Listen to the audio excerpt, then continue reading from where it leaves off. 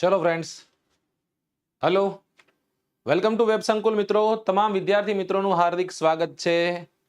बहु लेट थई गयो, साची बात है। एक वखत मने कन्फर्मेशन आपजो कि हूँ तमने संभळावुं छुं, हूँ तमने देखावुं छुं। एक वखत कन्फर्मेशन आपजो। आम ऑडिबल, आम विजिबल। जो ऑडिबल अने विजिबल होय तो जणावो कि हाँ साहेब तमे देखाव छो, तमे संभळाव छो।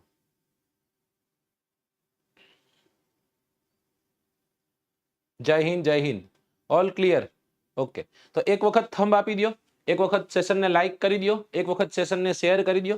એટલે આપણે આજના સેશનમાં આગળ વધીએ दोस्तों धीमे धीमे धीमे કરી આપણે ચોપડી અતિ મહત્વના પુસ્તકો જેને આપણે જીસીઆરટી ના પુસ્તકો કહીએ છીએ અને એ પુસ્તકોમાં સમાજ વિદ્યા અતિ મહત્વનું પુસ્તક સાબિત થતું હોય છે। વર્ગ 3 ની તૈયારી કરતા હોય તોય ભલે, જીપીએસસી ની તૈયારી કરતા હોય તોય ભલે, આમાંથી મેક્સિમમ પ્રશ્નો નીકળતા રહેતા હોય છે।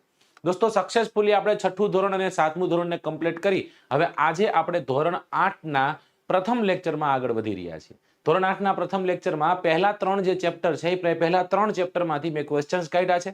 એ ક્વેશ્ચન્સ હું તમને આપીશ, તમારે આન્સર કરવાના છે, એનું હું એક્સપ્લેનેશન આપીશ, જવાબ કેમ એ આવે, રાઈટ। અને એવી રીતના આપણે આ સમાજ વિદ્યા આખી ચોપડી 10 ધોરણ સુધી આપણે કમ્પ્લીટ કરીએ એવા ઈરાદા સાથે આપણે આગળ વધી રહ્યા છીએ। જે તમારી આવનારી તમામ પરીક્ષાઓ, એ જુનિયર ક્લાર્ક હોય તોય ભલે, એ તમારી તલાટીની પરીક્ષા હોય તોય ભલે, એ તમારી જીપીએસસી ની પરીક્ષા હોય તોય ભલે, બધા જ માં ઉપયોગી સાબિત થવા પાત્ર છે, રાઈટ। एक वखत दोस्तों जो आ काम पसंद आवतुं होय, जो वेब संकुलनी टीमनुं काम तमने पसंद आवतुं होय, अमारा कामथी तमे सहमत होय अने खुश होय तो तमारे एक वखत तमारा मित्र वर्तुळमां जे पण विद्यार्थीओ तैयारी करे छे ए विद्यार्थीओ सुधी आ सेशनने एक शेरनुं बटन दबावी अने पहोंचाडी दो, स्टेटसमां नाखी दो, आटલું જ કરી દો અને જય હિન્દનો એક નાદ આવવા દો એટલે પહેલો પ્રશ્ન હું તમારી સમક્ષ આવવા દઉં, રાઈટ। ચલો, એકદમ મસ્ત છું સાનુભાઈ। ઓચિંતું કોઈ મને રસ્તે મળે ને ધીરેથી પૂછે કે કેમ છે, આપણે તો કહીએ કે દરિયાસી લહેર ને ઉપર કુદરતની રેમ છે। ફાટેલા સિક્કાની આડમાં મૂકી છે છલકાતી મલકાતી મોજ, એકલો હોવ તોય લાગ્યા કરે જેમ મેળામાં હોવ જેમ રોજ। જય હિન્દના વિજય ઘોષ સાથે, ઉદ્ઘોષ સાથે પ્રથમ પ્રશ્ન તમારી સમક્ષ મૂકું दोस्तों। એની પહેલા કહી દઉં કે જે વિદ્યાર્થીઓ પહેલી વખત જોડાઈ રહ્યા છે એ લોકોને તો ખબર છે જ તે ચોપડી ખૂબ મહત્વની છે, એસએસ બહુ મહત્વનું છે અને આ એસએસ નો લેક્ચર નંબર XYZ જે હોય, પણ આપણે 6થું ધોરણ અને 7મું ધોરણ બંને ધોરણને આપણે કમ્પ્લીટ કર્યા છીએ અને આજે આપણે 8મા ધોરણના પ્રથમ લેક્ચરમાં છીએ। તો દોસ્તો પ્લેલિસ્ટમાં જઈ અને તમારે એ લેક્ચર્સને જોઈ લેવાના છે। જે વિદ્યાર્થીઓ હવે આવનારી પરીક્ષાઓ છે એ પરીક્ષાઓને સારા માધ્યમથી કોઈ એક સારા પ્લેટફોર્મથી તૈયારી કરવા માંગતા હોય, એના સાથે તૈયારી કરવા માંગતા હોય તો તમારી સાથે અમે કટિબદ્ધ છીએ दोस्तों। વેબ સંકુલ તમારી સાથે હર હંમેશને માટે છે, વિદ્યાર્થીઓ માટે હર હંમેશને માટે છે। આવનારી પરીક્ષાઓની વાત કરીએ તો એમાં તલાટી જુનિયર ક્લાર્ક છે, સાથે સાથે વનરક્ષક છે, રાઈટ, અને સાથે સાથે ટેટ ટાટ। આ 3 પરીક્ષાઓ એવી છે કે જેના રણસિંગા ફૂંકાઈ ગયા છે, ઓલમોસ્ટ બધા તૈયારી કરી રહ્યા છે। અને જો તમારે એકદમ સારી રીતના ડિઝાઇન થયેલો કોર્સ આખો તમારે પરચેસ કરવો હોય તો તલાટી જુનિયર ક્લાર્કનો કોર્સ, વનરક્ષકનો કોર્સ, ટેટ ટાટનો કોર્સ, બધા જ કોર્સ છે એ બધા જ સ્માર્ટ કોર્સ તમને મળવા પાત્ર છે। જનરલ કોર્સ તમારે લેવો છે તો એ પણ તમને મળવા પાત્ર છે। 4 માંથી કોઈ પણ તમે એક કોર્સ પરચેસ કરશો, 2 મહિના માટે પરચેસ કરો છો, right, you have to pay 999 999 રૂપિયામાં 2 મહિના પૂરેપૂરો કોર્સ તમને મળશે। 3 મહિનાનો કોર્સ પરચેસ કરો સાહેબ 1299 રૂપિયામાં, એટલે આમ જોઈએ ને તો 1300 રૂપિયામાં 3 મહિના। મને એટલી ખબર પડે 1300 રૂપિયામાં 3 મહિનાનો કોર્સ પરચેસ કરી લેવાય, ટાઈમ ટેબલ બનાવી દેવાય, ખૂણામાં બેસી જવાય, ઇયરફોન લગાડી અને 10-10 કલાક દે ભીખા દે ભણી લેવાય। સમજાય છે? ઓકે, ચલો। તો જે પણ કોર્સ તમારે પરચેસ કરવો એ પરચેસ કરી શકો। તલાટી કમ મંત્રીનો આપણે લાઈવ બેચ કોર્સ મૂક્યો છે, એમાં પણ જોડાઈ શકો। વનરક્ષકનો લાઈવ મૂકવા જઈ રહ્યા છે, એમાં પણ જોડાઈ શકો। અને ટેટ ટાટ જે છે ટેટ ટાટનો ક્લાસરૂમ લાઈવ સેશન્સ આપણે ગોઠવેલા સંકુલ લાઈવમાં તમને આ બધી જે પણ આવનારી લાઈવ બેચો છે લાઈવ બેચો તમને દેખાવા પાત્ર। ચાલો પહેલો પ્રશ્ન તમારી સ્ક્રીન પર આપું અને એ પ્રશ્ન પર ધ્યાન દો, બાકી બધું ભૂલી જાઓ, બરાબર ને? ભૂલી જવા જેવું છે બધું। તુર્કોએ કોન્સ્ટેન્ટિનોપલ ક્યારે જીત્યું હતું? ઈસવીસન, ચાલો ઈસવીસન 1498 માં, ઈસવીસન 1492 માં, ઈસવીસન 1430 માં, ઈસવીસન 1453 માં। સમજાઈ ગયું? ચાલો સર, તલાટી લાઈવ બેચમાં પેમેન્ટ થતું નથી। ભાઈ ઘરે આવી જાવ, ઠેઠ અને ઘરે આવીને દઈ જાવ, જૂની યાદો આવી ગઈ ને? ચાલો સાહેબ બધા પ્લેટફોર્મ પોતપોતાની રીતના હારા હોય છે, બરાબર ને, કોઈ ખરાબ હોતું નથી. જેને જેટલું દીધું એમાંથી આપણે ઘણું બધું લીધું, બરાબર ને. પણ અત્યારે કોઈ બીજી જગ્યાએ હું જોડાયેલો છું, એવું નથી કહેતો કોઈ પ્લેટફોર્મ ખરાબ હોય છે. તમારી રીતના હું હોશિયાર છે, આ છોકરાને કદાચ એમ કહીને કે આ ખરાબ ને આ ખરાબ, તો એ કદાચ નથી માનવાના. એ 5 જગ્યાએ જવાના છે ને પછી એ પસંદ કરવાના, ત્યાં સુધી પસંદ પણ કરવાના નથી. ઓકે, ચાલો. પહેલો પ્રશ્ન છે કે તુર્કોએ કોન્સ્ટેન્ટિનોપલ છે એ ક્યારે જીતી લીધું હતું? ઈસવીસન 1498 ની સાલમાં, ઈસવીસન 1492 ની સાલમાં, ઈસવીસન 1430 કે ઈસવીસન 1453 ની સાલમાં? લગભગ લોકો આન્સર કરી રહ્યા છે ઓપ્શન ડી અને ઓપ્શન એ. ઓપ્શન એ અને ડી માં ઢગલો થઈ રહ્યા છે, એકદમ ઢગલો થઈ રહ્યા છે. ઓપ્શન એ માં અને ઓપ્શન ડી માં ઢગલો થઈ રહ્યો છે, બરાબર. આ બે માં મેક્સિમમ સ્ટુડન્ટ જાય છે અને મને લાગે છે કટ ટુ કટ હાલી રહી છે, કટ ટુ કટ ચાલે છે. પણ સાચો આન્સર ઈસવીસન 1498 કઈ રીતના આવે દોસ્ત? કોઈ રીતના નો આવે. સાચો આન્સર શું આવે? ઈસવીસન 1453 ની સાલ. કઈ સાલ છે? ઈસવીસન 1453 ની સાલ છે. અને ઈ ઈસવીસન 1453 ની સાલમાં તુર્કોએ કોન્સ્ટેન્ટિનોપલ છે, કોન્સ્ટેન્ટિનોપલ જીતી લીધું હતું, બરાબર. હવે આને હું તમને હવરેક લઈને સમજાવવાનો પ્રયત્ન કરું, રાઈટ. તમારે બધાએ તમારે ધ્યાન અહીંયા દેવાનું છે. મારી સમક્ષ અત્યારે હું ન ગમતો હોય બોર્ડ, બે જ વસ્તુ છે. અહીંયા એક ખૂબ સુંદર એવો એક કોન્ટિનેન્ટ છે. આ કોન્ટિનેન્ટને આપણે આફ્રિકા કોન્ટિનેન્ટ કહીએ છીએ, બરાબર. ત્યાંથી આગળ જશો એટલે આ ગલ્ફ ખાડીઓ આવી ગઈ, અહીંયા એક દેશ આવી ગયો જે દેશનું નામ છે ભારત, રાઈટ. આનાથી વિશેષ કાંઈ છે જ નહીં. જ્યારે તમે અહીંયા આગળ વધશો તો અહીંયા તમને જોવા મળશે યુરોપિયન કન્ટ્રીઝ. આ યુરોપ ખંડ છે. હવે આ યુરોપ ખંડ છે દોસ્તો, અહીંયાથી અલગ અલગ સાહસિકો છે, એ સાહસિકો મેદાને ચડ્યા અને ભારત તરફનો નવો જળમાર્ગ શોધવાની ફરજ પડી. સાહેબ, શું કામ ભારત તરફનો નવો જળમાર્ગ શોધવાની ફરજ પડે છે? તો કે જ્યારે આ સડક માર્ગથી રસ્તે ચાલી અને યુરોપ સુધી જવાતું હતું, બરાબર. એમાં અહીંયા ઇસ્તાંબુલ, અહીંયા આવેલું આ કોન્સ્ટેન્ટિનોપલ છે, કોન્સ્ટેન્ટિનોપલનું પતન થાય છે. તુર્કો છે, તુર્કો એને જીતી લે છે. એટલે અહીંયા આવેલો આ માર્ગ બંધ થઈ જાય છે. યુરોપ માટે એ માર્ગ બંધ થઈ જાય છે. અને યુરોપ માટે માર્ગ બંધ થઈ જાય એટલે નવો જળમાર્ગ શોધવાની ફરજ બને અને નવો જળમાર્ગ શોધવા માટે વિવિધ વ્યક્તિઓ નીકળે. એમાં પહેલો વ્યક્તિ હતો, એ વ્યક્તિનું નામ છે ક્રિસ્ટોફર કોલંબસ. કોલંબસ નીકળી ગયો, જ્યાં સુધી જીવો ત્યાં સુધી એને એમ કીધું કે સાહેબ આ તો અમે આ ભારત શોધેલું છે, પરંતુ એકદમ જુઠ્ઠો હતો ભાઈ, રાઈટ. એને કયો, કોલંબસે કયો ખંડ શોધ્યો હતો? એને અમેરિકા ખંડ શોધ્યો હતો. કયો ખંડ શોધ્યો હતો? અમેરિકા. અમેરિકો વેસ્પુચી નામના વ્યક્તિ કીધું ભૂરા તું ખોટો છે, રાઈટ. ત્યાંથી ને તે બાર્થોલોમ્યુ ડાયસ નીકળેલો. કોણ નીકળેલો? બાર્થોલોમ્યુ ડાયસ નીકળેલો. અહીંયા પહોંચ્યો. આ જગ્યા જે છે, જગ્યામાં ઘણા બધા વાવાઝોડા આવતા. રાજા પાસે જઈને રાજાને કે રાજા, કેપ ઓફ સ્ટોર્મ, ઘણા બધા વાવાઝોડા આવે છે, ત્યાં જવાય નહીં. રાજા કે ગાંડા, એ ગાંડા, આને વાવાઝોડા ન કહેવાય, આને વાવાઝોડા ન કહેવાય, આને આશાની ભૂમિ કહેવાય. આનું નામ રાખ કેપ ઓફ ગુડ હોપ. શું નામ રાખ? Cape of good hope. આ તો આશાની ભૂમિ છે. અહીંયાથી જ આપણને ભારતનો જળમાર્ગ મળશે. પછી દોસ્તો એક નીકળ્યો એક દોસ્તાર, અને દોસ્તારનું નામ હતું વાસ્કો ડી ગામા. અને વાસ્કો ડી ગામા નામનો વ્યક્તિ કાલિકટ નામના બંદર પર પ્રથમ વખત પગ મૂકે છે. સમજાઈ ગયું? તો પ્રથમ વખત યુરોપિયન પ્રજા છે, યુરોપિયન પ્રજામાં પોર્ટુગીઝો આવી રીતના કંઈક ભારતમાં આવે છે. ઈસવીસન 1453 ની સાલ છે. કોન્સ્ટેન્ટિનોપલ છે, કોન્સ્ટેન્ટિનોપલનું પતન થાય. પ્રશ્ન સૌથી પહેલો એ થવો જોઈએ સાહેબ બધી વાત સાચી તમારી, આ લોકો શું કામ આવે અહીંયા? એવું તો શું છે? યુરોપ કન્ટ્રી છે ભાઈ. યુરોપ કન્ટ્રીમાં મરી મસાલાની જરૂર પડે. સાહેબ મરી મસાલા શું કામ? ગરમાળો, બરાબર ને, ઠંડીમાં રહેતા લોકો છે ને ગરમ વસ્તુઓ જોઈ, બરાબર. તો મરી મસાલા, તેજાના વગેરેની જરૂરિયાત એને રહેતી હોય છે. એની સાથે સાથે ભારતનું સુતરાઉ કાપડ એટલે બેસ્ટ. ભારતના તેજાના, ગળી, મરી મસાલા, રેશમ કાપડ, સુતરાઉ કાપડ, સાથે સાથે સુરોખાર છે કે પછી ઇમારતી લાકડું છે કે પછી અફીણ છે. આપણું અફીણ ત્યાં જતું, સમજો, રાઈટ. અને પછી કહુંબા પાણી ત્યાં થતા. એટલે આ બધાની જરૂર કોને હતી? યુરોપ વાસીઓને હતી. અને એટલા માટે યુરોપીય પ્રજા જે મેહદ અંશે માંસાહારી હોય છે, એ માંસને હાચવવા માટે પણ જેની જરૂર હોય છે, એવા ગરમાળો છે, એ ગરમાળાને અહીંયાથી લઈ જવા માંગતા હતા, ગમે એમ કરીને. સમજાઈ ગયું? એટલે હુકોર ક્રુક ગમે એમ કરી અને આપણે એક ભારતનો જળમાર્ગ શોધવાનો છે, ભારત તરફ જવાનો રસ્તો શોધવાનો છે, એવું નક્કી કર્યું અને મળી પણ ગયો, રાઈટ. કારણ કે એના વિઝન ક્લિયર હતા, મગજથી કમ્પ્લીટ હતા કે ભાઈ અહીંયા જ જવાનું છે. જોઈ લઈએ કવિ શું કહે છે. કવિ કહેવા માંગે છે આમાં કે ભારતમાં યુરોપિયન પ્રજાઓના આગમન પાછળના કારણો. ઈસવીસન 1453માં તુર્કોએ કોન્સ્ટેન્ટિનોપલ જીતી લીધું.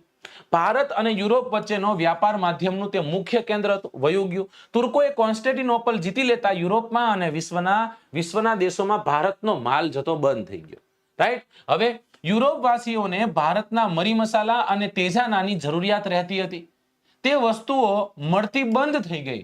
ભારતમાંથી સુતરાઉ કાપડ, રેશમ કાપડ, મરી મસાલા, તેજાના, ગળી, સુરોખાર, ઇમારતી લાકડું, અફીણ બહુ મોટા પ્રમાણમાં યુરોપમાં એની નિકાસ થતી હતી. વળી યુરોપિયન પ્રજા મેહદ અંશે માંસાહારી છે અને માંસને સાચવવા માટે મરી મસાલા ખૂબ જ આવશ્યક છે.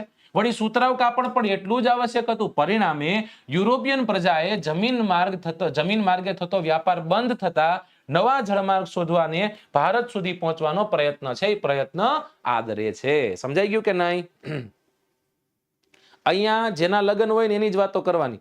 જેના લગ્ન વયા ગયા છે એની આપણે વાતો જ નથી કરવાની થતી ભાઈ. અહીંયા કેની વાત કરવાની હોય?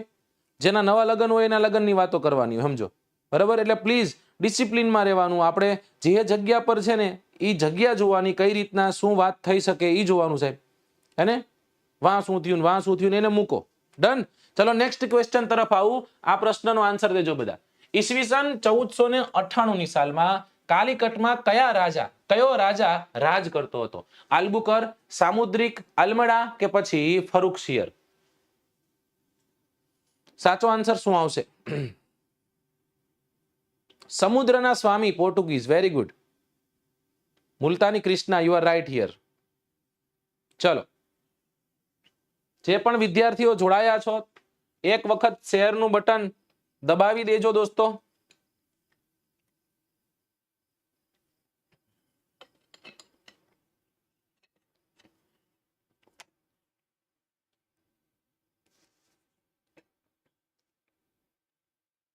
એક વખત શેરનું બટન દબાવવાનું છે. ઓકે. 1000 છોકરાઓની હાજરી છે અને લગભગ લોકો આન્સર જે છે આન્સર કરી રહ્યા છે એમને મન ફાવે એવા. બરાબર? પોતપોતાની રીતના કોઈ એ કે કોઈ બી કે કોઈ સી કે કોઈ ડી કે, પરંતુ સૌથી વધુ આન્સર જો કોઈ જગ્યા પર જતો હોય દોસ્તો તો એ ઓપ્શન બી છે, સામુદ્રિક. હવે દોસ્તો અહીંયા આપણે જામુરીન કાકાને શોધતા હતા. સાહેબ વેર ઇઝ ધેટ જામુરીન કાકા? રાઈટ. તો દોસ્તો જામુરીન કાકાનું હુલામણું નામ એટલે જ તે સામુદ્રિક હતું. બરાબર ને? આ સામુદ્રિક એટલે જ તે જામુરીન. બરાબર ને? આ સામુદ્રિક એટલે જ તે જામુરીન. શક્તિમાન તે અહીંયા ગંગાધર છે. ઈસવીસન 1498માં કાલિકટમાં કયો રાજા રાજ કરતો હતો? તો તબલાતોડ રાજા રાજ કરતો, જેનું નામ હતું સામુદ્રિક. હવે આ સામુદ્રિક વિશે આપણે વાત કરીએ અને પોર્ટુગીઝો જે છે પોર્ટુગીઝો વિશે વાત કરી લઈએ. ઈસવીસન 1498ની સાલમાં એક પોર્ટુગીઝ ખલાસી જેનું નામ હતું વાસ્કો ડી ગામા, એ વાસ્કો ડી ગામા ભારતના કાલિકટ બંદરે પહોંચે. કાલિકટમાં એ સમય દરમિયાન એક રાજા રાજ કરતો જેનું નામ હતું જામોરીન, જેને આપણે સામુદ્રિકના નામે ઓળખીએ. અને એ પોર્ટુગીઝોને મરી મસાલાનો વ્યાપાર કરવા માટે પરમિશન જે છે એ પરમિશન જામોરીન પાસેથી લીધી અને જામોરીને યાદ રાખજો દોસ્તો પોર્ટુગીઝોને પરમિશન આપી. રાઈટ. પોર્ટુગીઝોએ પોતાનું સ્થાન મજબૂત કર્યું ત્યાં અને સુરક્ષા મેળવવા માટે હવે ન્યાના રાજાઓને અને ન્યાના જે વ્યક્તિઓ હતા એમ કીધું કે અમારે કોઠી સ્થાપવી છે. અને એટલા માટે ઈસવીસન 1503ની સાલમાં કોચીન ખાતે અને ઈસવીસન 1505ની સાલમાં કન્નૂર ખાતે કોઠી જે છે એ કોઠી સ્થપાઈ છે. સમજાય છે? રાઈટ. ચલો જોઈ લઈએ આપણે કવિ શું કહે છે. કવિ અહીંયા જે કે ઈ જ યાદ રાખવાનું છે આપણે. પોર્ટુગીઝો ફિરંગીઓ ઈસવીસન 1498ની સાલમાં તો વાસ્કો દી ગામા કાલિકટ બંદર પર આવે છે. કાલિકટમાં રાજા સામુદ્રિક એટલે કે જામોરીન શાસન કરતો હતો. તેને પોર્ટુગીઝોને મરી મસાલાનો વેપાર કરવાની સંમતિ આપી હતી. પોર્ટુગીઝોએ પોતાનું સ્થાન મજબૂત કરવા અને સુરક્ષા મેળવવા માટે ઈસવીસન 1503ની સાલમાં કોચીન અને ઈસવીસન 1505ની સાલમાં કન્નૂરમાં કિલ્લા બાંધવાની પરમિશન આપી હતી. દોસ્તો અહીંયાથી પ્રશ્ન પૂછાય એવી રીતના કે પોર્ટુગીઝોએ કયા બે સ્થળોએ કિલ્લા બાંધવાની પરમિશન મેળવી હતી? તો એક ઈસવીસન 1505ની સાલ, એક ઈસવીસન 1503ની સાલ, એક કોચીનમાં અને એક કન્નૂરમાં. સમજાઈ ગયું? જેટલું કહું મગજમાં રાખવાનું છે. આ જ બધું પૂછાતું હોય છે, આ જ બધું કામનું છે. સર ટેટાટની એપ્લિકેશન લીધી છે, તેનો લાઈવ લેક્ચરનો ટાઈમ ક્યારે હશે? આના માટે તમારે વેબ સંકુલનો કોન્ટેક્ટ કરવાનો છે, તમારે ફોન કરીને પૂછી લેવાનું છે. બરાબર ને? કારણ કે જો બધું મને નહીં ખ્યાલ હોય. રાઈટ. ઓકે. એટલે શું કરવાનો? ફોન અડાડી દેવાનો તમતાર. તમારા માટે તે હેલ્પલાઇન નંબર છે. ચલો નેક્સ્ટ ક્વેશ્ચન તરફ જઈએ. ભારતમાં પોર્ટુગીઝ રાજ્યની સ્થાપના કોણે કરી હતી? ફ્રાન્સિસ ડી ડિસોઝાએ, ટોમસ ડી હેનિબાલે, ફ્રાન્સિસ ડી અલ્મડાએ કે પછી અલ્ફાન્સો ડી અલ્બુકર? ચલો કરો આન્સર. શેર કરવાનું બાકી હોય તો શેર કરવાનું ભૂલતા નહીં. કરી દેજો શેર દોસ્તો.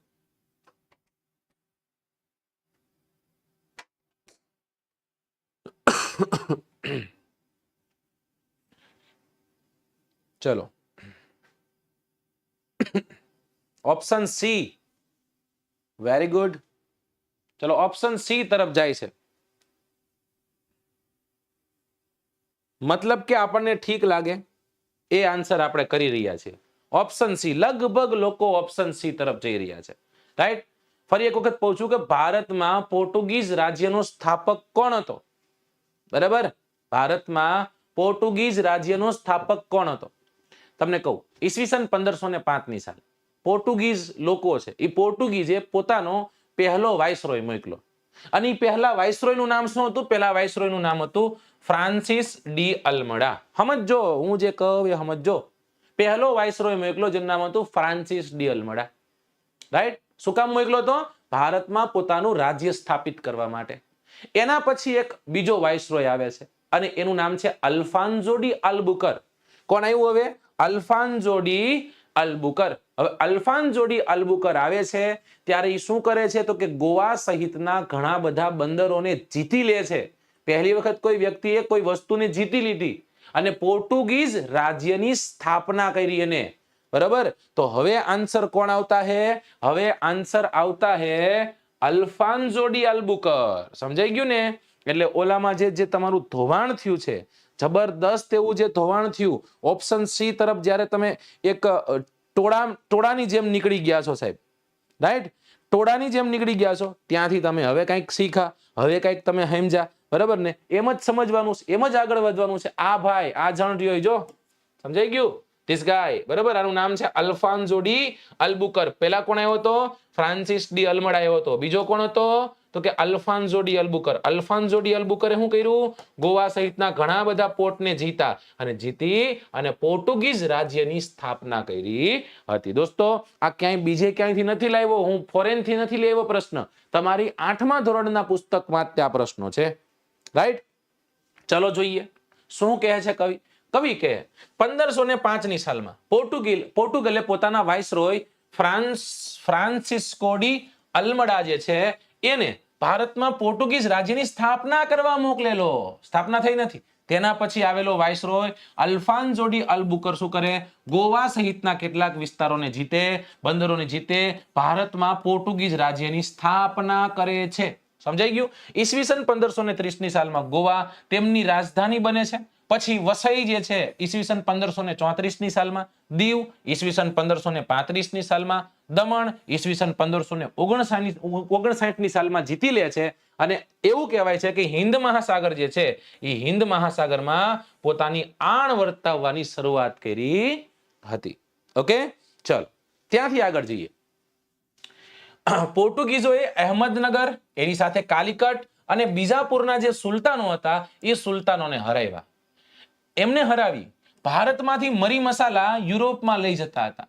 વળતા મધ્ય એશિયામાંથી ઘોડાઓ ભરી અને વાહન ભારત આવતા હતા. તેમ તેઓ સાગરના સ્વામી તરીકે ઓળખાતા હતા. અહીંયાથી પ્રશ્ન પૂછશે, તલાટીમાં પ્રશ્ન પૂછે કે સાગરના સ્વામી એટલે કોણ? સમજાઈ ગયું? સાગરના સ્વામી એટલે કોણ? સાગરના સ્વામી એટલે કોણ? આવો પ્રશ્ન પૂછ્યો એટલે કહેવાનું છે પોર્ટુગીઝોને સાગરના સ્વામી કહેવામાં આવે છે. ઈસવીસન 1498 ની સાલમાં કોનું શાસન હતું કાલિકટમાં? જામોરીનનું શાસન હતું. સાહેબ કોણ આવે છે? વાસ્કોડી ગામા આવે છે. કોણ આવે છે દોસ્તો? વાસ્કોડી આવે છે. 1505 ની સાલમાં પોર્ટુગીઝોએ કયા વાઇસરોયને મોકલ્યો હતો? ફ્રાન્સિસ્કો ડી અલ્મડાને મોકલ્યો હતો. એની પછી કોણ આવે છે? અલ્ફાન્સો ડી અલ્બુકર આવે છે. અલ્ફાન્સો ડી અલ્બુકર શું કરે છે? ગોવાને કબજે કરે છે. ગોવા સહિતના ઘણા બધા પોર્ટને જીતી અને પોર્ટુગીઝ રાજ્યની સ્થાપના કરે છે. પછી ધીમે ધીમે કરી જેમ કે આગળ વધતા એક ગોવા, બરાબર, 1530 ની સાલમાં ગોવા, એની પછી વસઈ 1534 ની સાલમાં, એની પછી દીવ ઈસવીસન 1535 ના સાલમાં, એની પછી દમણ તો કે ઈસવીસન 1559 ની સાલમાં આ બધું જીતી અને હિન્દ મહાસાગરના સ્વામી બને છે, બરાબર, અથવા તો સાગર સ્વામી તરીકે આ લોકો ઓળખાવા લાગે છે. એની સાથે સાથે અહેમદનગર, કાલિકટ, બીજાપુર વગેરેના સુલતાનોને હરાવી ભારતમાંથી મરી મસાલા યુરોપમાં જતા, વળતા મધ્ય એશિયામાંથી ઘોડાઓ ભરીને વાહનો આવતા હતા, તેથી તેઓનું શું સાગરના સ્વામી તરીકે ઓળખાતા. એનો અર્થ શું થાય? એનો અર્થ એ થયો કે તેમના સિવાય કોઈ પણ ભારતીય દરિયાઈ માર્ગ વ્યાપાર કરવો નહીં. આને આપણે કઈ મોનોપોલી. એની શું હતી એની દોસ્તો? મોનોપોલી હતી. એની સિવાય કોઈ કરી શકે નહીં. પોર્ટુગીઝોની પરવાનગી લેવી પડે કે અમારે સાહેબ થોડું કામ નાવા જવું, તો કે હા કાંઈ વાંધો નહીં, તમે 3 જણા જ જઈજો એમ, બરાબર. તેઓ સમુદ્રમાં મોટા પાયે ચાંચિયાગીરી એટલે કે લૂંટફાટ કરતા હતા. તેમણે ગોવામાં ખૂબ મોટી સંખ્યામાં હિન્દુઓનું ધર્મ પરિવર્તન કર્યું હતું. રાઈટ? સૌથી વધુ ધર્મ પરિવર્તન જો કોઈ દોસ્તો કોઈનું થયું હોય તો એ હિન્દુઓનું થયું છે. સૌથી વધુ ધર્મ પરિવર્તન કોઈએ કર્યું હોય દોસ્તો તો એ ખ્રિસ્તીએ કરેલું છે, ક્રિશ્ચન લોકોએ કરેલું છે. રાઈટ? હવે એ ધર્મ પરિવર્તન પાછળ બધા લોકોના અલગ અલગ વિચારો હોય છે. કયા વિચારથી કોણ જોડાણું, કઈ રીતના, પણ હા, દબાણપૂર્વક જે થાય એ ખોટું. બાકી પોતાની રીતના કોઈ વ્યક્તિ કોઈ ધર્મને સ્વીકાર, કોઈ ધર્મનો અંગીકાર કરવા માંગતો હોય કોઈ એને રોકી શકતું નથી. બરાબર? ચાલો નેક્સ્ટ ક્વેશ્ચન તરફ જઈએ. પ્રશ્ન નંબર 4. ભારતમાં ડેનિશ પ્રજાએ પોતાનું વ્યાપારી મથક સ્થાપ્યું હતું. કઈ જગ્યા પર? કલકત્તા, ઢાકા, શ્રીરામપુર કે પછી હુગલી નદીના કિનારે? શેર નથી થયું એવું મને કેમ લાગે છે? મને કેમ એમ લાગે છે કે તમે શેર નથી કર્યું? રાઈટ? જો શેર કર્યું હોત ને તો અત્યારે ઘણા બધા છોકરાઓ જોડાઈ ગયા હોત, ઘણા બધા એમ. રાઈટ? પેલા તો લાઈક ઘટે, જેટલા લોકો જોડાણા છે ને એટલી લાઈક કઈ નથી. આ તો દુઃખની વાત છે ભાઈ. બરાબર દોસ્તો? કોઈ એક સિરીઝ, થોડીક વાર આન્સર કરી દો બધા, પછી તમને કહું. ચલો બધા લગભગ ઓપ્શન શીખે છે. કોઈ એક સિરીઝને કન્ટિન્યુ રાખવી અને એ કન્ટિન્યુ જ્યાં સુધી પૂરી ન થાય ત્યાં સુધી રાખવી, ઇટ્સ અ બિગ ડીલ. બહુ મોટી વાત છે. સમજાય છે? હું પણ એવું કરી શકું, સમાજ વિદ્યાનો કોઈ એક લેક્ચર લઈને આવું, પછી બીજે દિવસે હું ગુજરાતીનો લઈને આવું, ત્રીજે દિવસે હું કોઈ ચોથો લેક્ચર લઈને આવું, પાંચમા દિવસે પાંચમો લેક્ચર લઈને આવું, એવી રીતના અલગ અલગ અલગ અલગ અલગ અલગ અલગ અલગ લેક્ચર લઈને આવું. મને એમાં કદાચ વ્યૂ પણ વધુ મળે. બરાબર ને? મને કદાચ વ્યૂ વધુ મળે. સમજાઈ ગયું? કાલ હું કોઈક મેળાનો લેક્ચર હશે, નૃત્યનો લેક્ચર હશે, આની કરતા વધુ લોકો જોડાય. પણ દોસ્તો કોઈ એક સ્ટ્રેટ ફોરવર્ડ પ્રોસેસ છે આખી, જે કન્ટિન્યુ ચાલતી હોય ને આખી ખતમ થાય ને, એમાં સવારી જ્યારે બેસે છે, બરાબર, જ્યારે એ ગાડી નીકળે છે ત્યારે એકદમ ઠેકડે ઠેઠ બેઠા હોય છે. ધીમે ધીમે ધીમે ધીમે ધીમે કરી લોકો ઓછા થતા જાય છે. સમજાય છે? બરાબર ને? એટલે અહીંયા પણ છોકરાઓ ઓછા થાય છે. કાંઈ વાંધો નહીં, ઇટ્સ ઓકે, કોઈ વાંધો છે નહીં. પણ મારો કહેવાનો મતલબ એમ છે કે કોઈ પણ જાતના વિલંબ વગર કે કોઈ પણ જાતના બીજા વિચારો વગર હું આખી સિરીઝ તમારા માટે લાવું છું. સમજાઈ ગયું? કે આખી સિરીઝ તમે જીસીઆરટી ની આખી સિરીઝ આવી તમે ભણી શકો. સમજાય? અને એટલા માટે તો પછી તમારી થોડી ઘણી જવાબદારી શું રહે? તમારે લાઈક કરવું. તમારી થોડી ઘણી જવાબદારી શું રહે? તમારે શેર કરવું. બસ એવું જ રહેતું હોય છે, બીજું તો કાંઈ છે નહીં. રાઈટ? ચલો ડન. ઓકે. ડેનિશ પ્રજા જે છે એ ભારતમાં ડેનિશ પ્રજાએ પોતાનું વ્યાપારી મથક ક્યાં સ્થાપ્યું હતું? તો દોસ્તો સાચો આન્સર છે શ્રીરામપુર ખાતે. આ શ્રીરામપુર છે ને, આ શ્રીરામપુર છે, જો અહીંયા. રાઈટ? અહીંયા શ્રીરામપુર છે, અહીંયા અહેમદનગર છે, અહીંયા નાસિક છે, અહીંયા તમને જોવા મળશે શ્રીરામપુર. ઓકે, તો શ્રીરામપુર જે છે એ શ્રીરામપુર ખાતે તેઓએ પોતાનું વ્યાપારી મથક સ્થાપ્યું હતું. કોની વાત થઈ રહી છે? ડેનિશ પ્રજાની વાત થાય છે. ડચ ઉપરાંત ડેનિશ લોકો પણ આવે છે. ડેનમાર્કના હતા. કેના હતા? ડેનમાર્ક, જે એના ડેરી ઉદ્યોગ માટે જાણીતું છે, પશુપાલન માટે જાણીતું છે.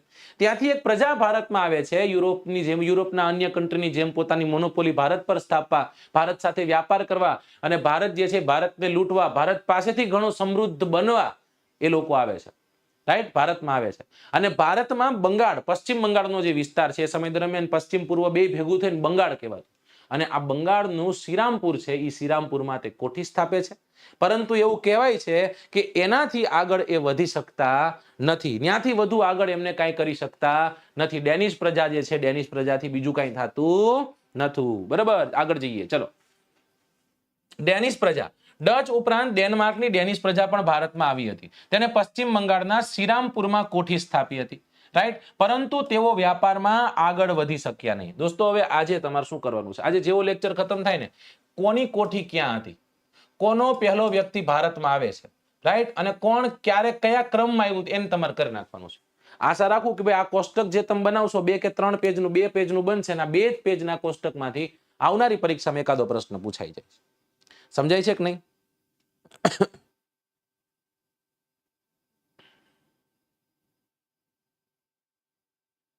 ચલો,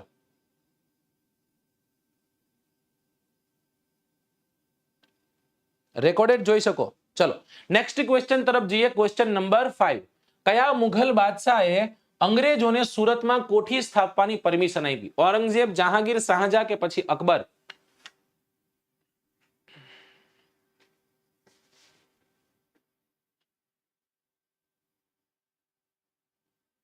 ચલો કરો આન્સર દોસ્તો.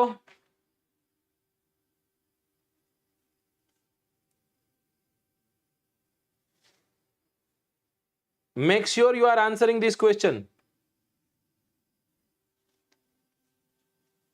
ઓપ્શન બી તરફ જાય છે મેજોરિટી ઓફ સ્ટુડન્ટ્સ. જહાંગીર કે છે.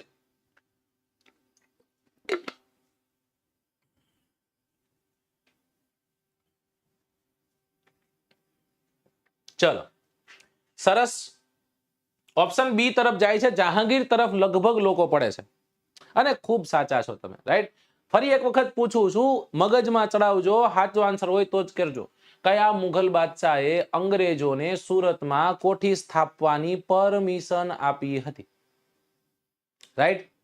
હવે અંગ્રેજો આવ્યા. સૌથી અઘરા અંગ્રેજો. સૌથી અઘરા જો પોર્ટુગીઝો હતા, પણ અંગ્રેજો આપણને વધુ નડે. જેવી રીતના પોર્ટુગીઝો આવ્યા એવી જ રીતના અંગ્રેજો પણ આવા માંગતા હોય છે. ઈસવીસન 1600ની સાલમાં ઇંગ્લેન્ડમાં ઈસ્ટ ઇન્ડિયા કંપનીની સ્થાપના થઈ. આનો હેતુ શું હતો? શું કામ સાહેબ આની સ્થાપના થઈ? તો કે પૂર્વ તરફના જે રાષ્ટ્રો છે એની સાથે વ્યાપાર કરવો, રાઈટ. એમાં ખાસ એક ભારત રહેતું અને એમાં પોતાનો એકાધિકાર સ્થાપવો, એની મોનોપોલી સ્થાપવી. અને એના માટે ઈસવીસન 1613ની સાલમાં અંગ્રેજો જે છે એ જહાંગીર પાસે જાય છે. જહાંગીર પાસે ફરમાન લે છે અને એ ફરમાન લઈ સૌથી પહેલી કોઠી સુરત ખાતે સ્થાપે છે. ક્યાં સ્થાપે? સુરત ખાતે સ્થાપે. ટોમસ રો આવે છે 1615માં જહાંગીર પાસે ભારતના વ્યાપારના પરવાનો લેવા માટે, રાઈટ. અને એવું કહેવાય છે કે ઈસવીસન 1633ની સાલમાં બાલાસોર, રાઈટ, એ બાલાસોરનો વિસ્તાર છે એ જગ્યા પર કંપની જે છે એ કંપની પોતાની કોઠી સ્થાપે છે. પછી તો આગળ વધતા વધતા હુગલીનો વિસ્તાર છે એ બધી જગ્યાઓએ પોતાની કોઠી, ફેક્ટરી જે છે, પોતાના ગોદામો છે એ સ્થાપ્યા હતા. અને અહીંયા સાચો આન્સર શું આવશે? અહીંયા એક નાનકડી એવી મિસ્ટેક છે. આ મિસ્ટેકને અવગણના કરજો. સાચો આન્સર તમે જે કયો છો એ જ છે.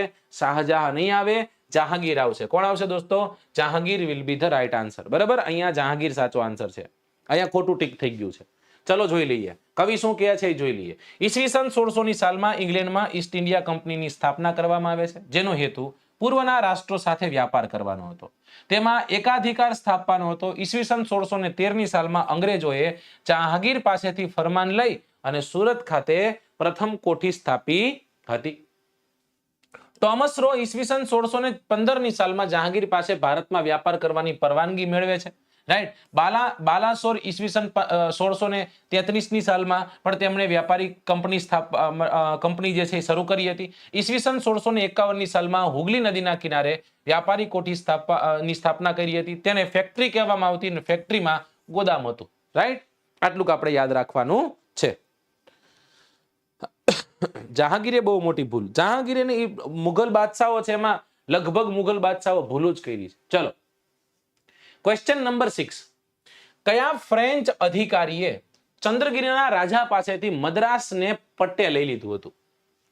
Thomas Roe, Clive, Saint George કે પછી Francois Martin? Thank you Pravinbhai.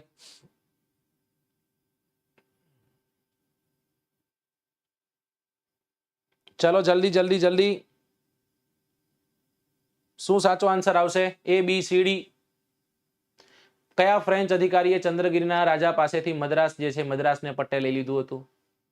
ઈસવીસન 1639 કોઈ વ્યક્તિ આવે છે, કોઈ ફ્રેન્ચનો અધિકારી હતો, ચંદ્રગીરીના રાજા પાસે જાય છે અને એ મદ્રાસ જે ચેન્નાઈ આજનું ત્યારનું મદ્રાસ એને પટ્ટે લઈ લે છે, રાઈટ. અને પછી એના થોડાક જ તે વર્ષો પછી ઈસવીસન 1664ની સાલમાં ફ્રેન્ચ ઈસ્ટ ઇન્ડિયા કંપનીની પણ સ્થાપના થાય છે. ઈસવીસન 1668ની સાલમાં એના 4 વર્ષ પછી સુરતમાં એમને પોતાની કોઠી સ્થાપી હતી. પરંતુ એમનું મુખ્ય મથક જે છે એ મછલીપટ્ટનમ રહેતું હતું. કયું રહેતું હતું? મછલીપટ્ટનમ રહેતું હતું, એટલે એ તમિલનાડુનો જે પટ્ટો છે, કેરળનો થોડો એવો પટ્ટો છે, એ જગ્યા પર પોતાનું આધિપત્ય હતું. ઈસવીસન 1673 સાલમાં પુડુચેરીનો જે વિસ્તાર છે એ જગ્યા પર પોતાની કોઠી સ્થાપે છે. રાઈટ. હવે બને શું? હવે એક સાઈડ ડચ અને એક સાઈડ ફ્રેન્ચો. હવે આ ડચ અને ફ્રેન્ચો નું યુદ્ધ થાય છે અને એ ડચ અને ફ્રેન્ચો જ્યારે લડે છે, રાઈટ, એની અસર આમ જોઈએ તો ભારત પર ઘણી બધી માઠી અસર પડી હતી. પણ હવે અંગ્રેજો છે ને, એ અંગ્રેજોએ શું કર્યું તો કે ડચો છે એ ડચોને ફ્રેન્ચો વિરુદ્ધ સમર્થન આપી દીધું અને એટલા માટે ફ્રેન્ચો પાછા પડ્યા. ફ્રેન્ચોથી કાંઈ થઈ શક્યું નહીં અને એટલે ઈસવીસન 1739 સાલમાં કારીગલ જે છે, કારીગલ પર પોતાનો અંકુશ સ્થાપવામાં પોતે સક્ષમ રહે છે અને દક્ષિણનો જે વિસ્તાર છે, દક્ષિણના વિસ્તારમાં મોટા પાયે તેઓ વ્યાપારી પ્રવૃત્તિ શરૂ કરી દે છે. દક્ષિણમાં પણ પોતાનો એકાધિકાર સ્થાપી દે છે અને ફ્રેન્ચો જે છે, ફ્રેન્ચોને અંગ્રેજો સાથે ફરી કર્ણાટક વિગ્રહો થાય છે, એને પણ આપણે જોવાનો પ્રયત્ન કરીશું. રાઈટ. ચલો, જો થોડુંક કોમ્પ્લિકેટેડ કીધું જે કીધું પણ વારાફરતી વાર આવશે. Franco Martin is the right answer here. જોઈએ આપણે શું કહે છે કવિ. કવિ કહે છે કે ઈસવીસન 1639 સાલમાં ફ્રેન્કો માર્ટિન નામનો એક ફ્રેન્ચ અધિકારી એ ચંદ્રગીરીના રાજા પાસે મદ્રાસ જે છે ને પટ્ટે લઈ લે અને ત્યાં કોઠી સ્થાપે. 1664 સાલમાં ફ્રેન્ચ ઈસ્ટ ઇન્ડિયા કંપનીની સ્થાપના થાય. એના 4 વર્ષ પછી 68 સાલમાં સુરતમાં તેમને પહેલી કોઠી સ્થાપે છે. તેમનું મુખ્ય મથક મછલીપટ્ટનમ રહેતું હતું. કયું? મછલીપટ્ટનમ જે છે એનું મુખ્ય મથક રહેતું હતું.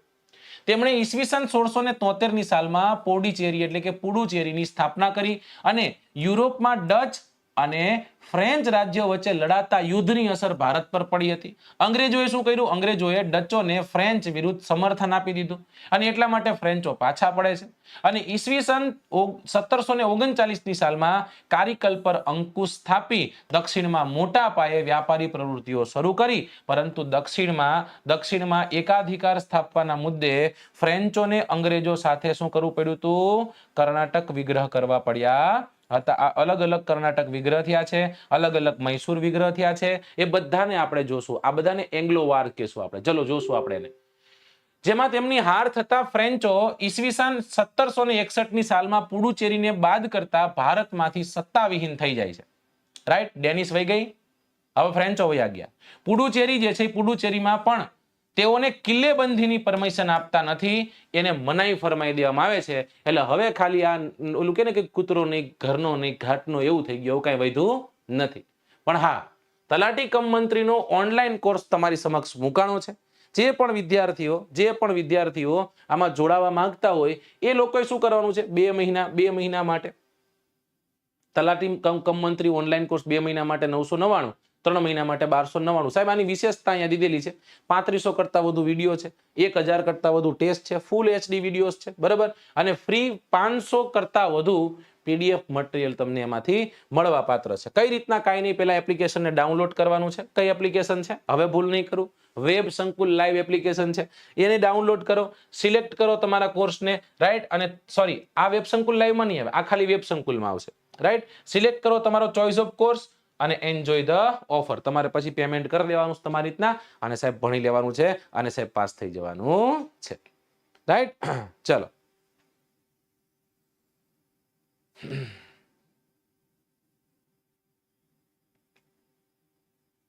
ચલો ડન. નેક્સ્ટ ક્વેશ્ચન તરફ આપણે જઈએ અને ઈ છે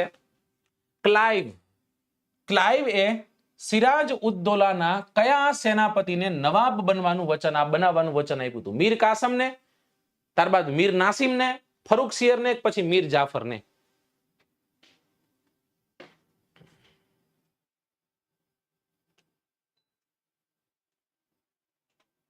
ચલો કરો આન્સર. આનો સાચો આન્સર શું આવે છે?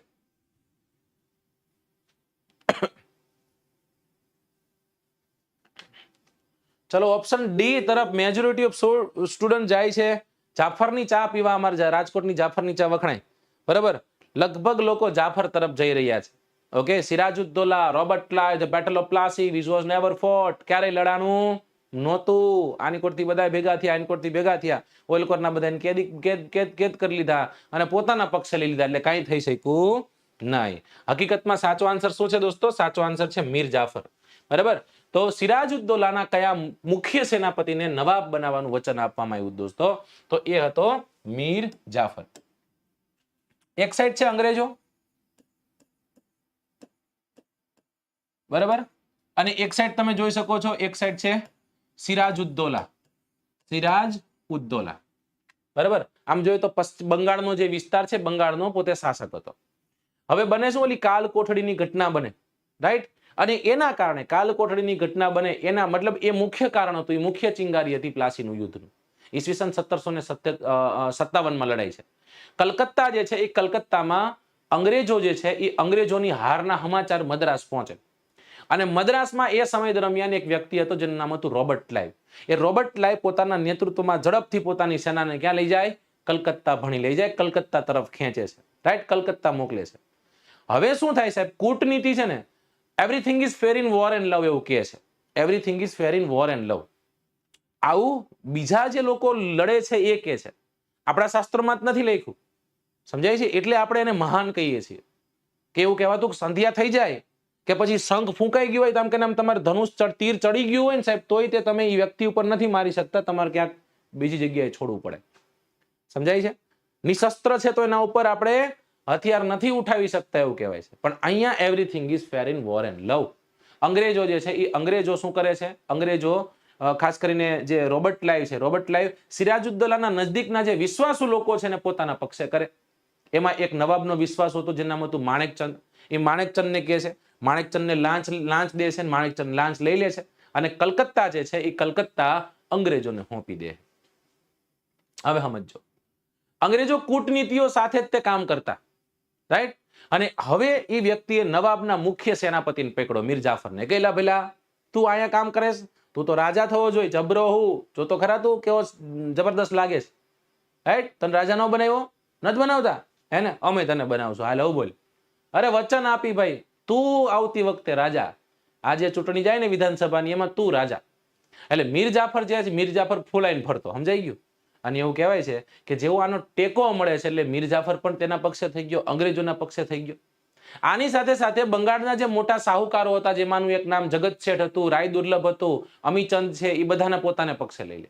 એટલે હવે રોબર્ટ ક્લાઇવ પાસે કાંઈ વધે નહીં, આમ પાછળ વળીને જોવે કાંઈ વધતું નથી. એટલે એવું કહેવાય છે કે battle of Plassey was never fought, ક્યારેય લડાનું હતું નહીં, એટલે એમ કહેવાય છે. સમજાય છે, રાઈટ.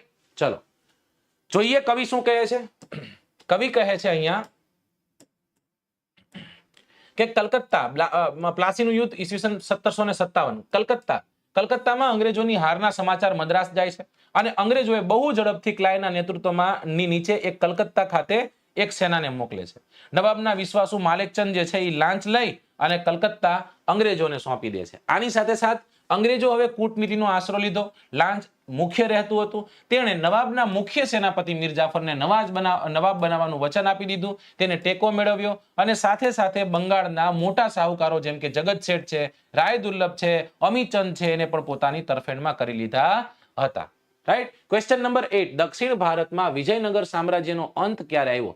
1751, 1771, 1761, 1781.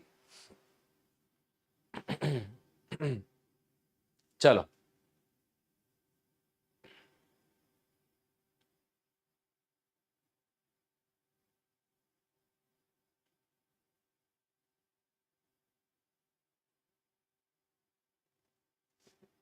એપ્લિકેશનમાં જનરલ કોર્સમાં ન્યૂ જીઓગ્રાફીનો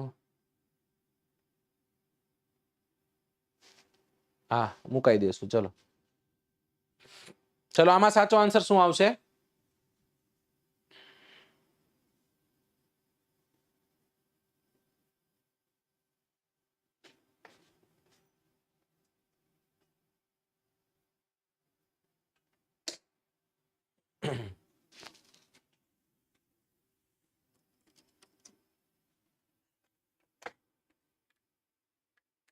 ચલો A B C D, સાચો આન્સર શું આવશે?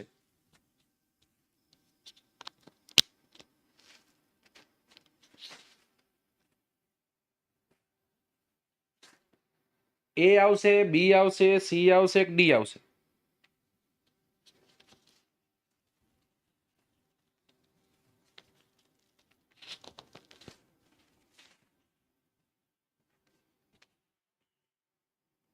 C. ઓકે, લગભગ સ્ટુડન્ટ C સાથે જાય છે, તો તમે લોકો સહી કહેતા હોય એક સાથે તો પછી મારે તે વાતમાં હાય હા રાખવી પડે, બરાબર, કારણ કે મેજોરિટી છે એટલા માટે.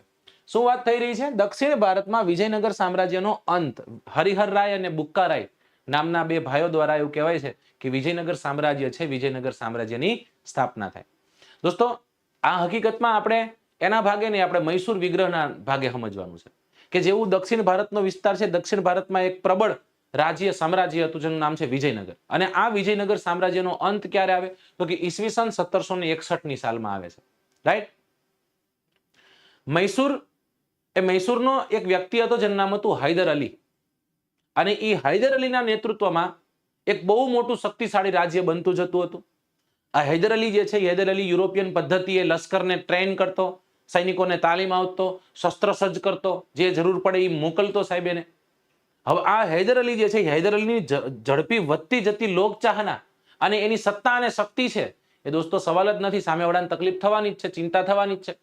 એટલે અંગ્રેજોને ચિંતા થવા માંડી અને એટલા માટે હવે અંગ્રેજો કાંઈક એવી કૂટનીતિ કરવાના છે કે મૈસૂર જે છે, મૈસૂર ગમે એમ કરીને એના પક્ષેથી, એના હાથેથી, એની પાસેથી લઈ લે. તો એવા 4 મૈસૂર વિગ્રહો થાય છે, એને આપણે જોવાનો પ્રયત્ન કરશું. હું ડેટા નથી દેતો કારણ કે ક્વેશ્ચનમાં છે આગળ. એટલે મૈસૂર વિગ્રહ દક્ષિણ ભારતમાં વિજયનગર સામ્રાજ્યમાં અંત ઈસવીસન 1761 ની સાલ પછી મૈસૂરના હૈદર અલીના નેતૃત્વમાં સૌથી શક્તિશાળી રાજ્ય બને છે. હૈદર અલીએ યુરોપિયન પદ્ધતિથી લશ્કરના સૈનિકોને તાલીમ આપી હતી, શસ્ત્ર સજ્જ કર્યું હતી. અંગ્રેજો હૈદર અલીની ઝડપથી વધતી જતી સત્તા શક્તિ અંગે ચિંતિત બને છે. તેથી જ તે મૈસૂર રાજ્ય સાથે 4 મૈસૂર વિગ્રહો કરે છે. હવે ક્વેશ્ચન પૂછું, એ ક્વેશ્ચનમાંથી આપણે 4 ના આન્સર લઈ લઈશું. પ્રથમ 2 મૈસૂર વિગ્રહો અંગ્રેજોના કોની સાથે થયા હતા? હૈદર અલી સાથે, રણજીતસિંહ સાથે, ટીપુ સુલતાન સાથે કે બાજીરાવ બીજા સાથે? બહુ ઈઝી ક્વેશ્ચન છે, આનાથી ઈઝી ન થઈ શકે. ચલો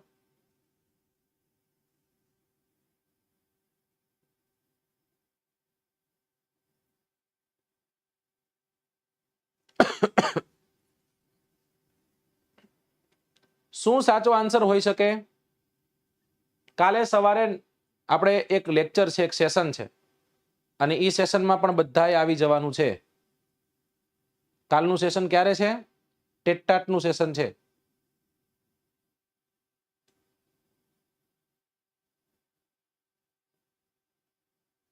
ઓકે, ઓપ્શન એ તરફ બધા જાય છે હેને? લગભગ હૈદર અલી, કેમ કે સાહેબ તમે હમણાં થોડીક વાર પહેલા કહી દીધું. ચલો અહીંયા ખોટું છે, અહીંયા ભૂલથી ટીક થઈ ગયું છે. આ કેમ થયું? અહીંયા સાચો આન્સર આવશે હૈદર અલી. શું સાચો આન્સર આવશે? Haidar Ali will be the right answer. Okay, right answer શું છે? હૈદર અલી છે. ફરી એક વખત આપણે કહી આખી જે ઘટના છે ને સમજવાનો પ્રયત્ન કરીએ. શું ભણવાના છીએ આપણે? આપણે ભણવાના છીએ મૈસૂર વિગ્રહો. રાઈટ, મૈસૂર વિગ્રહો આપણે સમજવાના છે. કેટલા થયા ટોટલ? તો કે 4 જેટલા મૈસૂર વિગ્રહ થયા. શું કામ થયા? તો કે મૈસૂરમાં ઝડપથી વધતી જતી સત્તા એની શક્તિથી ચિંતિત થાય છે. કોણ ચિંતિત થાય? અંગ્રેજો ચિંતિત થાય. એટલા માટે મૈસૂર સાથે એ વિગ્રહો કરવાના છે. ક્યારે ક્યારે થાય? તો કે ટોટલ 4 થાય છે. એમાં પહેલું મૈસૂર વિગ્રહ ક્યારે થાય છે? ઈસવીસન 1767 થી 69 સુધી ચાલે છે. ઈસવીસન 1767 થી લઈ અને 69 સુધી ચાલે. કોણ હતું ત્યારે? તો કે ટીપુ સુલતાનના પિતા હૈદર અલી હતા. બીજું ક્યારે થાય? તો કે બીજું થશે 1780 થી 84. 1780 થી 84. કોણ હશે? ટીપુ સુલતાનના પિતા હૈદર અલી. ત્રીજું ક્યારે થશે?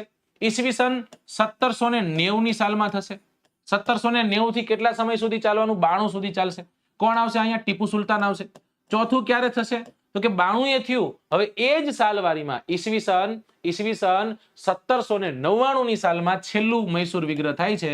અને આમાં એવું કહેવાય છે કે જે કહે ને કે ભાઈ 100 દિવસ બકરીની જેમ જીવવા કરતા 1 દિવસ વાઘ બનીને જીવવું સારું, એવું ટીપુ સુલતાનનું અહીંયા અવસાન થાય છે. અને એ સાથે જ તે દોસ્તો મૈસૂરનો તમામ વિસ્તાર આમ જોઈ તો કોના હસ્તગત વયો ગયો? અંગ્રેજોના હસ્તગત વયો જાય છે. પહેલા 2 મૈસૂર વિગ્રહમાં કોણ હતો રાજા? કોણ હતો સાહેબ? તો કે ટીપુ સુલતાનના પિતા હતા, જેનું નામ હતું હૈદર અલી. હવે આમાંથી કેવા પ્રશ્ન નીકળે? કયા મૈસૂર વિગ્રહમાં હૈદર અલીનું અવસાન થાય છે? બીજામાં. પહેલામાં હૈદર અલીની હાર થાય છે, બીજામાં હૈદર અલીનું અવસાન થાય છે. ઈસવીસન 1790 થી 92 માં ટીપુ સુલતાન જે છે એ ટીપુ સુલતાનની હાર થાય છે. અને ચોથામાં ટીપુ સુલતાનની હત્યા થાય છે, એટલે એમનું અવસાન થાય છે. બરાબર, આ સાલવારી યાદ રાખી લ્યો અને ખાલી આટલો મેં તમને જે કોષ્ટક આપ્યું એ તમારે યાદ રાખી લેવાનું છે.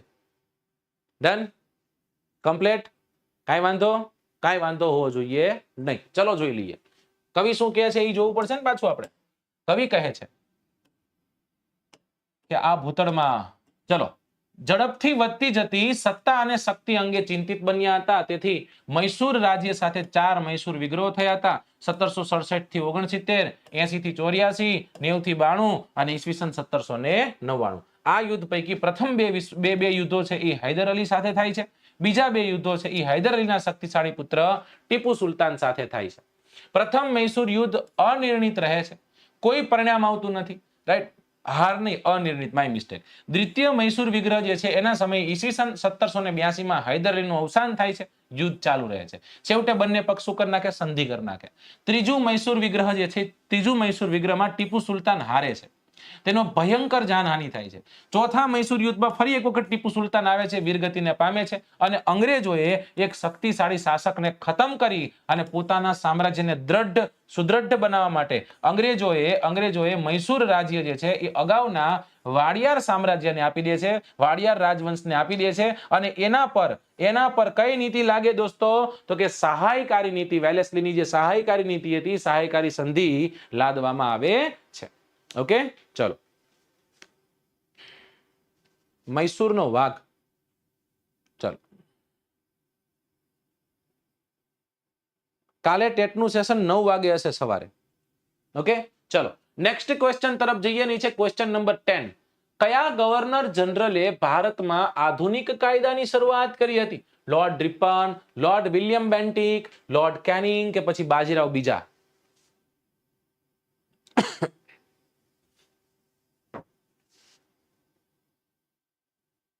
મૈસૂરનો વાઘ ટીપુ સુલતાન. ચલો, આન્સર માય ક્વેશ્ચન. જે પ્રશ્ન પૂછ્યા એના આન્સર કરજો દોસ્તો બધા સાથે મળીને. સર ઓનલાઈન કોર્સ સબસ્ક્રિપ્શન કરો છે, લાઈવ કોર્સ સબસ્ક્રિપ્શન કરાય ટેટ માટે? જો ભાર્ગવસિંહ મકવાણા, તમારી પાસે એક સબસ્ક્રિપ્શન છે તો બીજું ન લ્યો, બરાબર ને? છે બેયના અલગ અલગ ઉપયોગો છે, બેયની અલગ અલગ યુએસપી છે, પણ તમારા હિતની વાત થઈ, બરાબર ને? અમે તો એવું કંઈક ભાઈ લઈ લ્યો તમને પૈસા મળવાના છે, પણ આ સંસ્થા એને માનતી નથી. રાઈટ, એક કોર્સ તમારી પાસે છે, બહુ સારું કહેવાય, એને ફોલો કરો, એકને જ તે ફોલો કરો, તો લાઈવ લેવાની જરૂર નથી. બ્લર એટલા માટે દેખાય છે કારણ કે તમે છે ને તમે ક્વોલિટી વધારી નથી, બરાબર? તમે ક્વોલિટીમાં જઈ અને 480 કરી નાખો એટલે તમને દેખાશે, બધું દેખાવા મળશે. ચલો, આમાં સાચો આન્સર શું આવે? લગભગ લોકો બેન્ટિક કે છે, લોર્ડ વિલિયમ બેન્ટિક કે છે.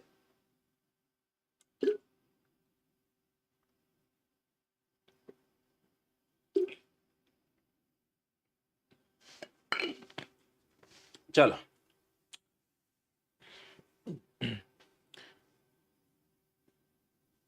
ઓકે, તો સાચો આન્સર અહીંયા શું આવશે દોસ્તો? અહીંયા સાચો આન્સર છે option B, lord William Bentinck. Aryabhai, બરાબર? ઘુંઘરાને બાલ વાલે જો હે વો, ઠીક હે. અને અહીંયા આપણે જોવાનો પ્રયત્ન કરી, સીધું કવિ શું કહે છે એ જ લઈ લઈએ.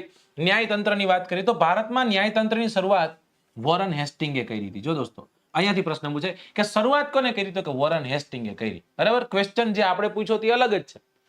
ઈસવીસન 1773 નો જે નિયામક ધારો હતો એના અન્વયે ભારતમાં સર્વોચ્ચ અદાલતની સ્થાપના થઈ હતી.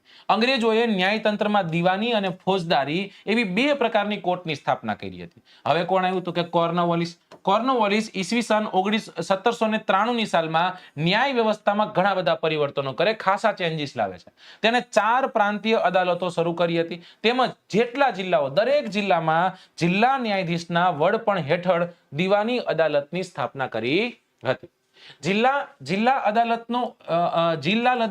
અદાલતો ઉપર દીવાની અદાલતો સ્થપાઈ હતી, જ્યારે જિલ્લાના ન્યાયાલય નીચે રજિસ્ટ્રાર અદાલતો અને તેની તાલુકા અદાલતો સ્થપાઈ હતી.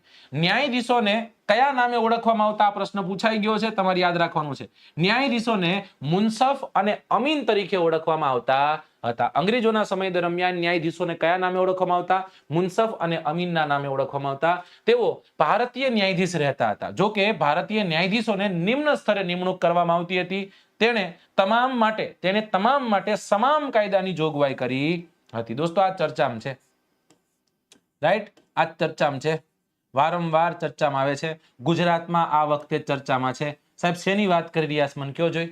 સમાન કાયદાની જોગવાઈ આ ચર્ચામાં છે. શેની ચર્ચામાં છે? શું ચર્ચામાં છે? તમારે મને કહેવાનું છે.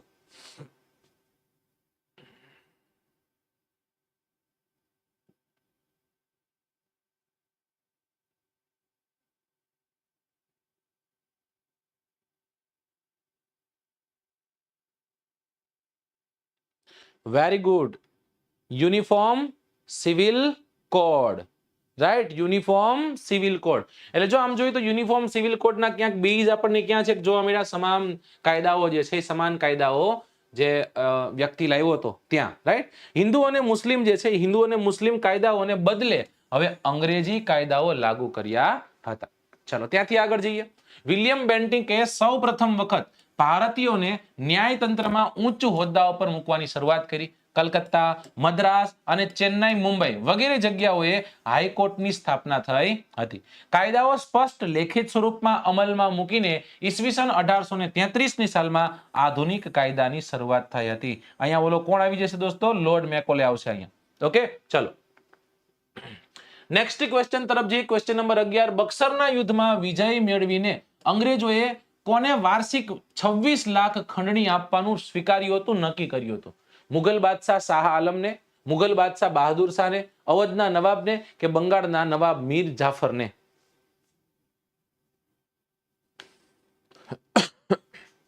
તલાટીના લેક્ચરનો ટાઈમ લાઈવ જે થાય છે એપ્લિકેશન ઉપર, પેઇડ સબસ્ક્રિપ્શન જેને લીધું છે, 9 વાગે છે સવારે.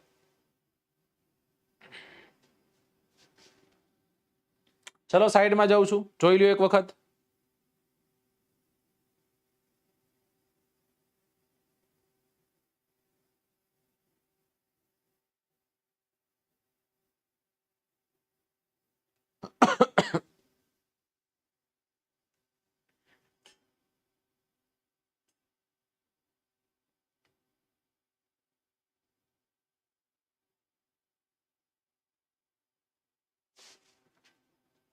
Option C.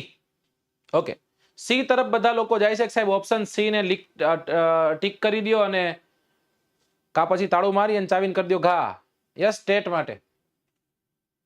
એક વખત છે ને ભાઈ, તમે બધા પોતપોતાની રીતના એક વખત તમે કોલ કરી અને જાણી લેજો બધા ટાઈમિંગ્સ ને. તમારે જાણી લેવાના, કેમ કે બધા ટાઈમિંગ મને નહીં ખબર હોય. તમે બધું મને પૂછશો તો કઈ રીતના ચાલશે? મારું સારામાં સારું કામ શું? હું શું સારું કરી શકું?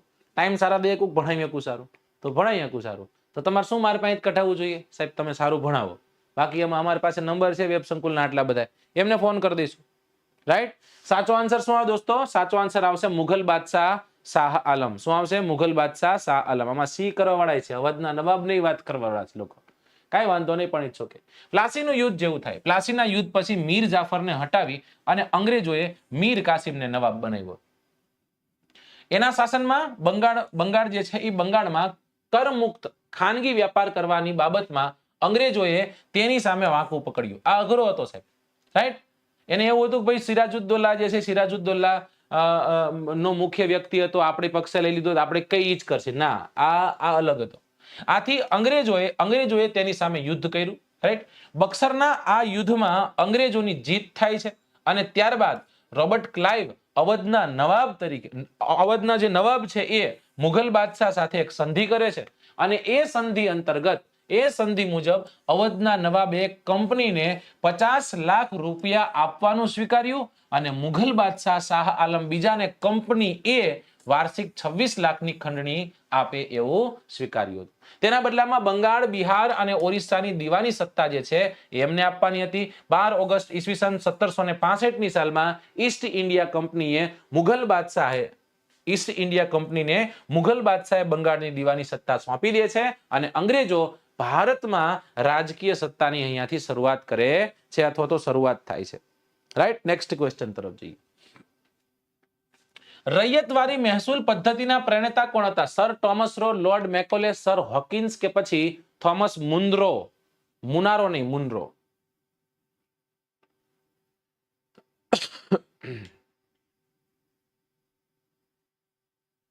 ચલો કરો આન્સર. સાચો આન્સર શું આવશે? પહેલા તો રૈયત એટલે શું ખબર હોવી જોઈએ, રાઈટ? રૈયત એટલે શું? એવું કહેવાય છે કે ઈસવીસન 1820 મુંબઈ અને એની સાથે ચેન્નાઈ, આના જે પ્રાંતો છે એ પ્રાંતોમાં આ પદ્ધતિ અમલમાં આવે છે, જેને આપણે રૈયતવાળી પદ્ધતિ કહીએ છીએ, જેના જનક XYZ ABCD હતા, રાઈટ? હવે થાય છે શું? મદ્રાસના એ વ્યક્તિ જ્યારે ગવર્નર હતા એ સમય દરમિયાન એક પદ્ધતિ લાવે છે, અને એ પદ્ધતિમાં શું કરવાનું કે જમીન ખેડનારો જે ખેડૂત છે એ ખેડૂતને જે તે જમીનનો માલિક બનાવી દેવાનો. સાહેબ તો સારું નહીં, તો અંગ્રેજો હારા હતા? નહીં, પણ શરતી માલિક, સરકારની શરતો હોય એ સરકારની શરત પ્રમાણે ખેડૂતે મહેસૂલ ચૂકવવાનું રહેતું હતું, રાઈટ? આમ જોઈએ તો જમીનનો માલિક કોણ થયો? તો કે જમીનનો માલિક ખેડૂત થયો, પણ માલિક હોવા છતાં એને કોઈ માલિકીનો હક રહેતો નહીં. સાહેબ એની પાછળનું કારણ શું? એની પાછળના મુખ્ય 3 કારણો છે જે 8મા ધોરણની પાઠ્યપુસ્તકમાં દીધું. પહેલું તો એ કે જમીનનું વધારે પડતું મહેસૂલ. હું તમને એમ કહું, એક ખેતર તારું, ખમીર આ ખેતરના જવાબદાર તમે, બરાબર ને? ખેતર આખું તમારું, તમે જ માલિક, ઘઉં વાવવાના, 100 મણ થાય એમાં તમારે 90 મણ મન દઈ દેવાના. તો જો 10 મણ તમારા પાસે વહી જાય, 10 મણ કરતા વધુ તમે મહેનત કરી નાખીએ છે, કાંઈ વાંધો નહીં. બીજું પોઈન્ટ કે સરકાર જ્યારે ઈચ્છે ને ત્યારે જમીન મહેસૂલમાં વધારો કરતા. હવે ભાઈ 92 જોશે આ વખતે, સમજાઈ ગયું? ચલો ત્રીજો પોઈન્ટ કે કોઈ પણ સ્થિતિમાં કદાચ અનાજ ન પાકે કે નાશ થઈ જાય તો પણ રૈયત ભરવી ફરજિયાત. 100 વીઘાના ખેતરમાં 100 મણ ઘઉં થશે, તાર મને 92 મણ દઈ દેવાના, પણ વરસાદ આવ્યો ને કઈ થયું જ નહીં તોય તારે મને 92 મણ દઈ દેવાના. સમજાઈ ગયું? આને કોઈ રીતના તમે આને કોઈ પણ રીતના તમે એવું કહી શકો કે સાહેબ આમાં જે તે વ્યક્તિ ખેતરનો માલિક બન્યો? ન બની શકે, રાઈટ? કે નથી એવું કંઈક. ડન?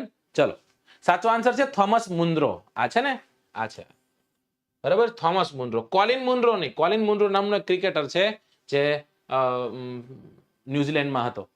ચલો ક્રિકેટની વાત જ નથી કરવી. રૈયત પદ્ધતિની વાત કરી. 19મી સદીની શરૂઆતમાં ઈસવીસન 1820માં મુંબઈ અને મદ્રાસ ચેન્નાઈ પ્રાંતોમાં રૈયતવાળી પદ્ધતિ લાગુ કરવામાં આવી હતી. તેના પ્રણેતા થોમસ મુન્દ્રો હતા. તે સમયે તેઓ મદ્રાસના ગવર્નર તરીકે હતા. આ પદ્ધતિમાં જમીન ખેડનારને જમીનનો માલિક બનાવવામાં આવ્યો હતો અને સરકારની શરત મુજબ ખેડૂત જે છે એ ખેડૂતે જમીન મહેસૂલ ચૂકવવાનું રહેતું હતું. આ પ્રથાથી જમીનની માલિકીનો હક જે છે એમાં કોઈ પણ ફેરફાર થતો, ફાયદો થતો નહીં. એના કારણો શું છે? તો કે સરકાર ઈચ્છે ત્યારે જમીન મહેસૂલમાં વધારો કરતા. બીજું તો કે જમીન જે છે જમીનમાં વધુ પડતું મહેસૂલ હતું, રાઈટ? અને કોઈ પણ સ્થિતિમાં અનાજ ન પાકે કે નાશ થાય તો પણ તેને રૈયતે જમીન જે છે જમીનનું મહેસૂલ ચૂકવવું રહેતું હતું. ટેટટાટની ઘણા લોકો વાત કરી રહ્યા છે કે ટેટટાટ. તો જો ટેટટાટનો એક ઓનલાઈન કોર્સ તમારી સમક્ષ મુકાણો છે. જે પણ ઈચ્છુક વિદ્યાર્થીઓ છે જેને પણ આ કોર્સને પરચેસ કરવો છે દોસ્તો, એને આ કોર્સને પરચેસ કરી લેવાનો છે. ઓનલાઈન કોર્સ એટલે લાઈવની વાત નથી થતી, આ રેકોર્ડેડ વાત થાય છે. લાઈવ પણ મેકાણો છે પણ આ રેકોર્ડેડ છે. તમારે વેબ સંકુલ એપ્લિકેશન પર જવાનું છે. તમારે ગોલમાં જઈ, મતલબ કે તમારે જ્યાં સિલેક્ટ કરવાનો આવે છે, જે course choice of your course select કરવામાં આવે, ટેટટાટને સિલેક્ટ કરો, રાઈટ? 2 મહિનાનો પરચેસ કરો 999 છે, 3 મહિનાનો પરચેસ કરો 1299 છે. તમને ઠીક લાગે કે હા સાહેબ આ ગમે એમ જ છે, હા સાહેબ આ મહત્વનું જ છે, તો લઈ લેવું જોઈએ, રાઈટ? 2023નો વર્લ્ડ કપ આપણી પાસે જશે. તો એના ઘણા બધા કારણો છે, બરાબર ને? અને ઘણા કારણો જ્યારે આમ બહાર આવે ત્યારે આપણને સાચા ખબર પડે. હું તો ચોખ્ખું કહું, હું તો એવું ચોખ્ખું માનનારો વ્યક્તિ છું કે આપણે જ્યારે વર્લ્ડ કપમાં ગયા હતા ત્યારે આપણે કોઈ રીતના 1% આપણે દાવેદાર નહોતા કે આપણે વર્લ્ડ કપ જીતી શકીએ. એની પાછળનું કારણ કહું કે આપણી પાસે જે 5 બોલર હતા એ 5 બોલરમાંથી કોઈ એક એવો બોલર તમે કહો કે સાહેબ આ બોલર એટલે તોડી નાખે, એમ ન કહી શકો, કોઈ નહીં.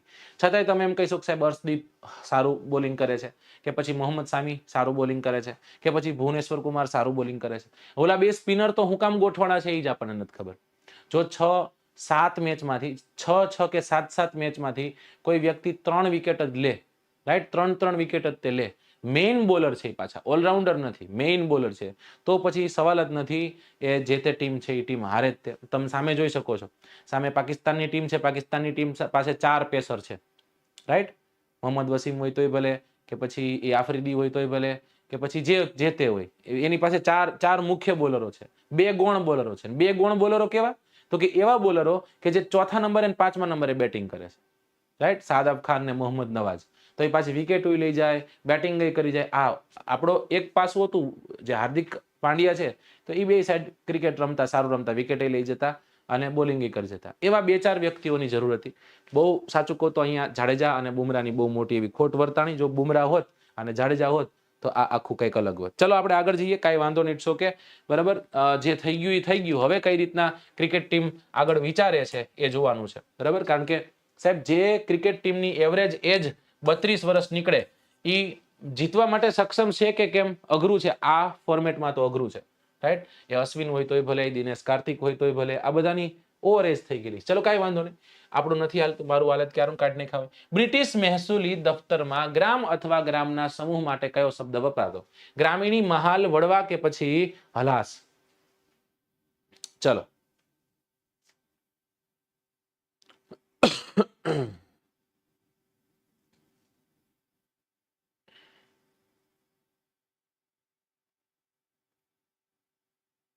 ચલો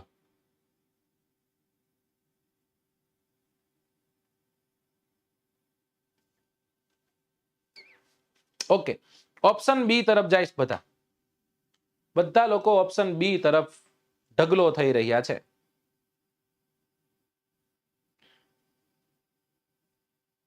અને તમે સાચા છો ભાઈ, સાચા છો તો સાચા હે ને ભાઈ, વડવાનો કહેવાય. બ્રિટિશ મહેસૂલી દફતરમાં ગ્રામ અથવા તો ગ્રામના સમૂહ માટે એક શબ્દ વપરાતો અને એ છે દોસ્તો, એ શબ્દ છે મહાલ. હવે આપણે એક પદ્ધતિ જોઈ લીધી, રૈતવારી જોઈ લીધી. હવે એક છે બીજી પદ્ધતિ જેને આપણે કહીએ છીએ મહાલવારી પદ્ધતિ. હવે આ મહાલવારી પદ્ધતિ ક્યાં હતી? મહાલવારી પદ્ધતિ ઉત્તર પૂર્વના જે પ્રાંતો છે ત્યાં અને મધ્ય ભારતમાં કોક જગ્યા પર રહેતી, રાઈટ. એવું કહેવાય છે કે ભાઈ આ પદ્ધતિનો જનક કોણ છે, પદ્ધતિ કોને આપી, કયા અંગ્રેજ અફસર આપી? તો એનું નામ છે હોલ્ટ મેકેન્ઝી. હોલ્ટ મેકેન્ઝી નામનો અંગ્રેજ અધિકારી છે, એને ઈસવીસન 1822ની સાલમાં મહાલવારી પદ્ધતિ છે એ મહાલવારી પદ્ધતિ આપી. શું છે એ નેક્સ્ટ ક્વેશ્ચનમાં તમને કહીશ. મહાલવારી પદ્ધતિનો અમલ ઉત્તર પશ્ચિમ પ્રાંતમાં, પૂર્વની, સોરી માય મિસ્ટેક, ઉત્તર પશ્ચિમ પ્રાંત અને મધ્ય ભારતના કેટલાક પ્રદેશોમાં થયો હતો. હોલ્ટ મેકેન્ઝી નામના અંગ્રેજ અધિકારીએ ઈસવીસન 1822ની સાલમાં મહાલવારી પદ્ધતિ દાખલ કરેલી હતી, જેના ક્વેશ્ચન્સના આન્સર આ પ્રશ્નમાં મળી જશે. કઈ મહેસૂલ પદ્ધતિમાં મહેસૂલના એકમમાં સમગ્ર ગ્રામ કે પછી ગ્રામની જમીનના સમૂહનો સમાવેશ થતો હતો? આગળ આપણે રૈતવાડીમાં જોયું, કોઈ એક ખેડૂત છે, કોઈ એક ખેતર છે, એ ખેતરનો માલિક એને કરી દીધો. સમજાઈ ગયું? એ ખેતરનો માલિક એ. જ્યારે અહીંયા કેવું છે, એક ગામ છે, ગામમાં જેટલી પણ જમીન આવે છે, જેટલા ખેતર આવે છે, એ ખેતર જે છે એ ખેતરનો માલિક કોઈ એક વ્યક્તિ થશે, રાઈટ. અને નોર્મલી વ્યક્તિ કોણ રહેતો? જે તે ગામનો મુખિયો રહેતો હોય, જે તે ગામનો વડો સરપંચ રહેતો હોય. ઓકે,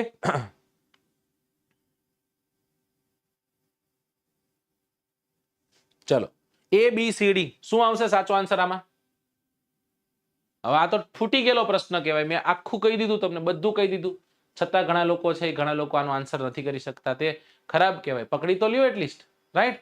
ચલો, બ્રિટિશ મહેસૂલ પદ્ધતિઓમાં તે આ એક મહેસૂલ પદ્ધતિ છે દોસ્તો, રાઈટ. મહાલ એટલે શું? મહાલ એટલે એક ગ્રામ કે પછી ગ્રામનો સમૂહ. એક ગ્રામ અથવા તો એક ગ્રામના સમૂહને આપણે મહાલ કહીએ. શું કહીએ દોસ્તો? મહાલ. અને એક આ પ્રથા છે, ટેક્સેશન્સ છે. કઈ રીતના સાહેબ? તો કે આ પ્રથામાં મહેસૂલ જે છે એ મહેસૂલનું એક એકમ ખેડૂતનું ખેતર નો રહેતું, આખું ગામ રહેતું. આખા ગામની જમીન એક સમૂહમાં ગણાતી. અને આ પદ્ધતિ જે છે એ પદ્ધતિ ગામનું સર્વેક્ષણ થાય, એ સર્વેક્ષણ થઈ ખેતર અથવા તો ખેતરના ઉત્પાદનની આવકનું સર્વેક્ષણ થાય, એને ધ્યાનમાં લઈને પછી મહેસૂલ નક્કી થતું. ઓકે, તમે કપાવાયો હતો, અચ્છા 200 મણ થયો હતો, 10 મણીઓ વીઘો આવ્યો હતો, અચ્છા એની પહેલા 11 મણીઓ આવ્યો હતો. ઓકે, તો તમારે મૂળ 10.5 મણ જેટલો કે 10 મણ જેટલો કપા થાય છે. મહેસૂલ નક્કી કરી નાખ્યું તમારે, તો પછી આમાંથી 8 મણ કપા અમને દઈ જવાનો, રાઈટ. આ પદ્ધતિમાં મહાલવારી પદ્ધતિ જે છે, મહાલવારી પદ્ધતિમાં મહેસૂલ કઈ રીતના ઉઘરાવવાનું, કોની પાસેથી કોને જવાબદારી સોંપવામાં આવતી? જે ગામનો મુખિયો છે એને સોંપવામાં આવતી, રાઈટ. ડન. આવી એક પદ્ધતિને આપણે કહીએ છીએ મહાલવારી પદ્ધતિ. ચલો જોઈએ મહાલવારી પદ્ધતિ. મહાલવારી પદ્ધતિનો અમલ ઉત્તર પશ્ચિમ પ્રાંત અને મધ્ય ભારતના કેટલાક પ્રદેશોમાં થયો. હોલ્ટ મેકેન્ઝી નામના અંગ્રેજ અધિકારી ઈસવીસન 1822માં મહાલવારી પદ્ધતિ દાખલ કરી હતી. બ્રિટિશ મહેસૂલી દફતર રેકોર્ડમાં ગ્રામ અથવા તો ગ્રામના સમૂહ માટે મહાલ શબ્દ ઉપયોગમાં લેવાતો હતો. મહાલનું એકમ ગ્રામ અથવા તો ગ્રામનો સમૂહ હતો. આ પ્રથા અનુસાર મહેસૂલનું એકમ ખેડૂતનું ખેતર નહોતું, પરંતુ સમગ્ર ગ્રામ કે પછી ગ્રામની જમીનનો સમૂહનો સમાવેશ થતો હતો. આ પદ્ધતિમાં ગામનું સર્વેક્ષણ કરી ખેતર અથવા તો ખેતરના ઉત્પાદનની આવક વગેરે ધ્યાનમાં લઈ અને જમીન મહેસૂલ નક્કી કરવામાં આવતું હતું દોસ્તો. આથી આ પદ્ધતિ મહાલવારી પદ્ધતિ તરીકે ઓળખાય. જમીન મહેસૂલ વસૂલ કરવાની જવાબદારી ગામના મુખીને સોંપવામાં આવતી હતી. અંગ્રેજોએ પરંપરાથી ચાલી આવતી જમીન વ્યવસ્થામાં મૂળભૂત ફેરફારો કર્યા. પરિણામે ભારતીય ગામોની સ્થિતિ જે સ્થિરતા જે છે એ સ્થિરતામાં સ્વાયત્તતા અને સાતત્યતા જે છે એ છીનવાઈ જાય છે. છિન્ન ભિન્ન થઈ જાય. ઓલો નરિયો કહે છે ને કે તે તો મારી જિંદગીને છિન્ન ભિન્ન કરી નાખી લાગણીને, એવું તો અહીંયા પણ છિન્ન ભિન્ન થઈ જાય છે. સર તલાટી માટે, પોલીસ માટે જે સિરીઝ ચાલુ કરો કે સવારે પીડીએફ વાંચી અને કાલે ટેસ્ટ અપાય એવું છે જ ક્યાંક. ચલો સર બીસીએ કરેલું છે અને ગ્રેજ્યુએટ કરાય કેવાય છે, કરેલું છે એને ગ્રેજ્યુએટ કહેવાય છે. હા કહેવાય. ટેટના પ્રશ્ન ન પૂછતા, હું એ ગામનો જ નથી. ચલો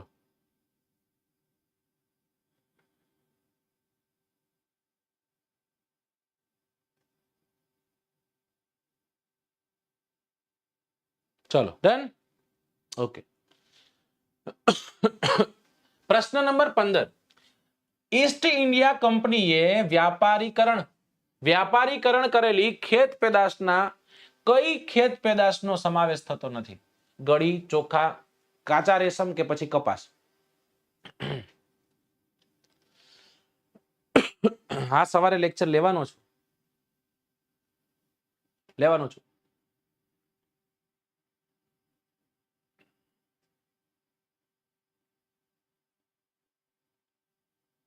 આમાં સાચો આન્સર શું છે?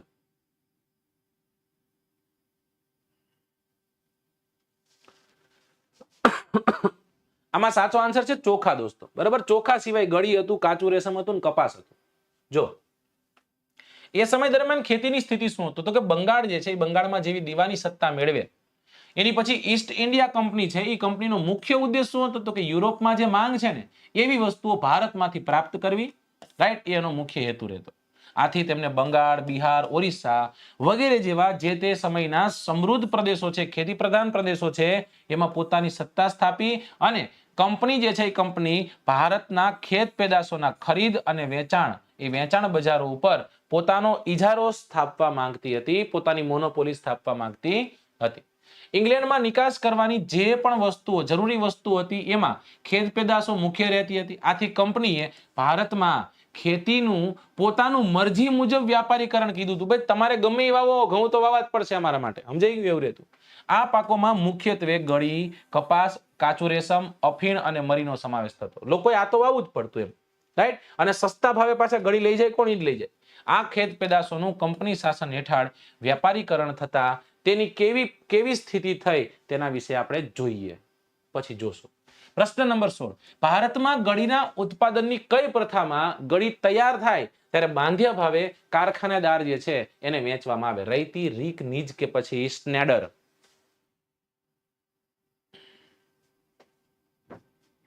ચલો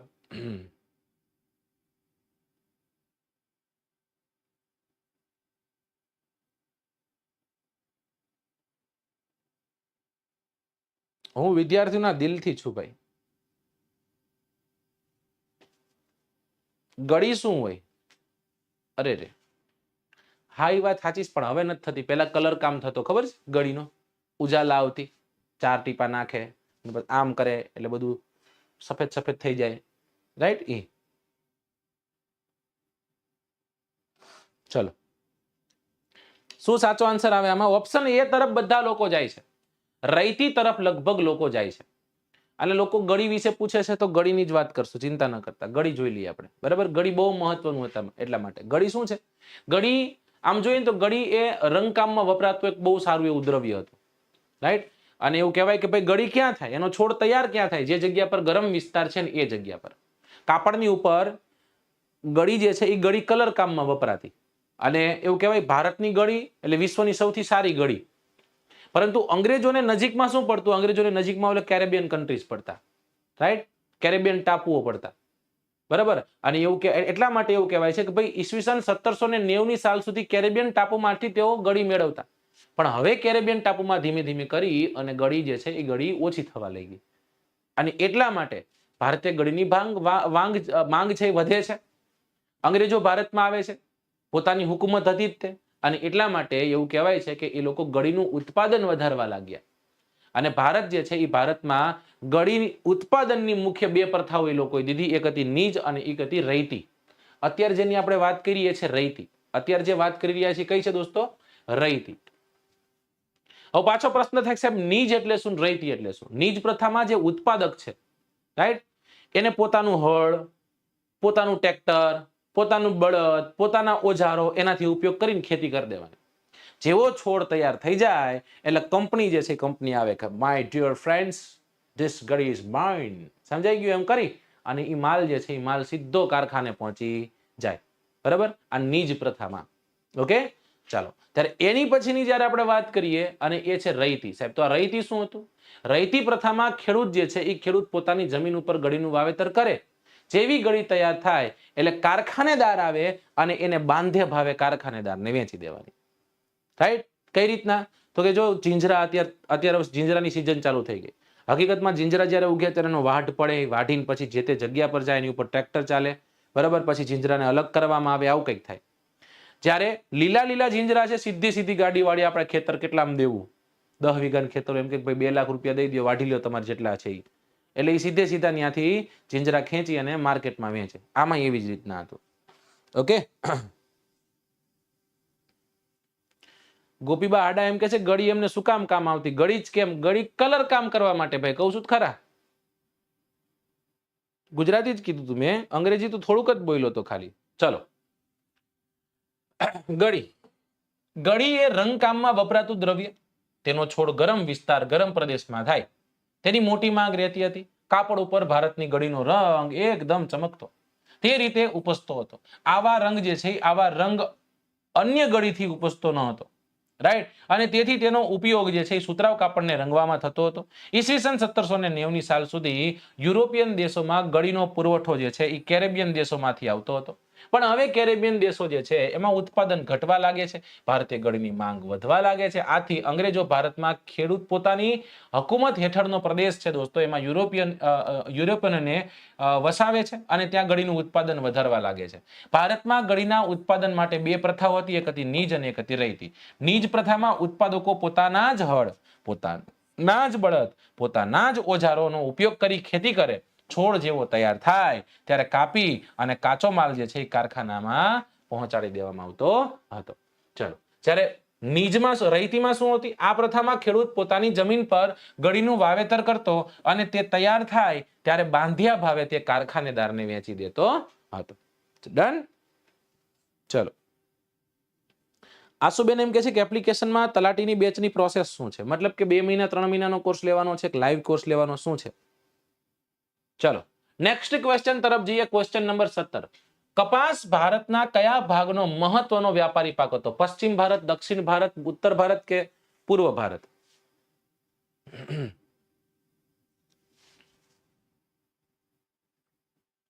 ચલો,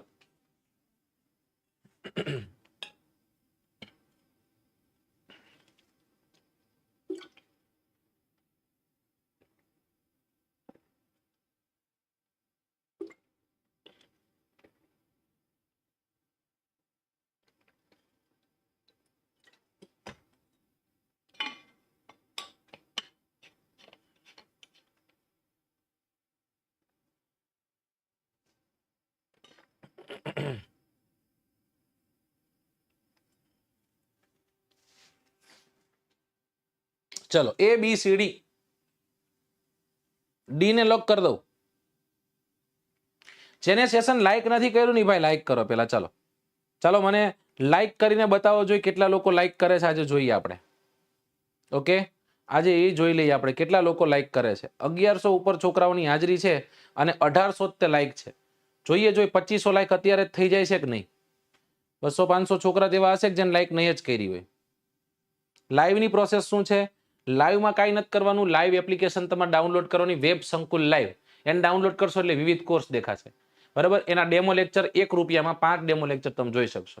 1 રૂપિયો પે કરો, ડેમો લેક્ચર જોઈ લો, તમને મજા આવી તો પછી ત્યાં આખું કોર્સ છે 2999 રૂપિયામાં છે, 3999 રૂપિયામાં છે, 4999 રૂપિયામાં. અલગ અલગ 3 કોર્સ છે, ટેટાટ છે, ફોરેસ્ટ છે અને તલાટી. તમને જે ગમે એને લઈ લ્યો.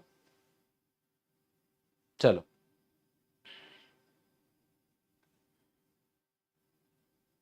ઓકે, નો થયું, 1900 થયા. ચલો કાંઈ વાંધો નહીં, ઓકે. તમે માનતા જ નથી પછી શું.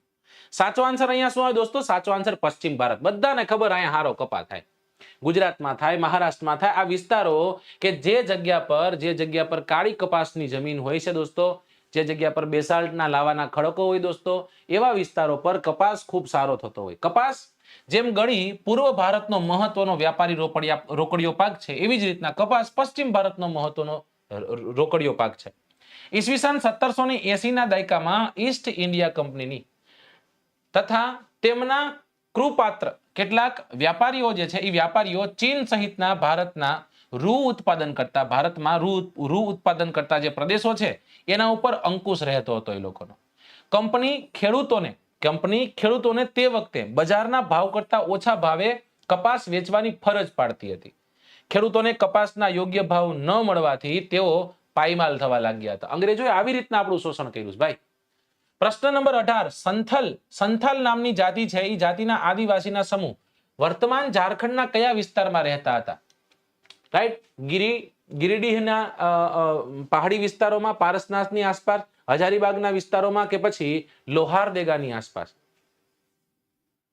લાગે ને સાહેબ, આ તો યુપીએસસી નો ક્વેશ્ચન છે, 8મા ધોરણના પાઠ્યપુસ્તકના ચેપ્ટર નંબર 2 માં દીધેલો છે. ચલો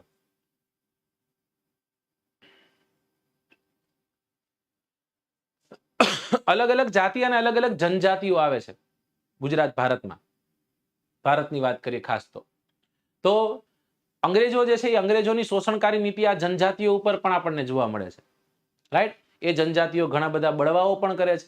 આ જનજાતિમાં ખોંડ છે, પછી સંથાલ છે, મુંડા છે, કોલ છે, ગોંડ છે.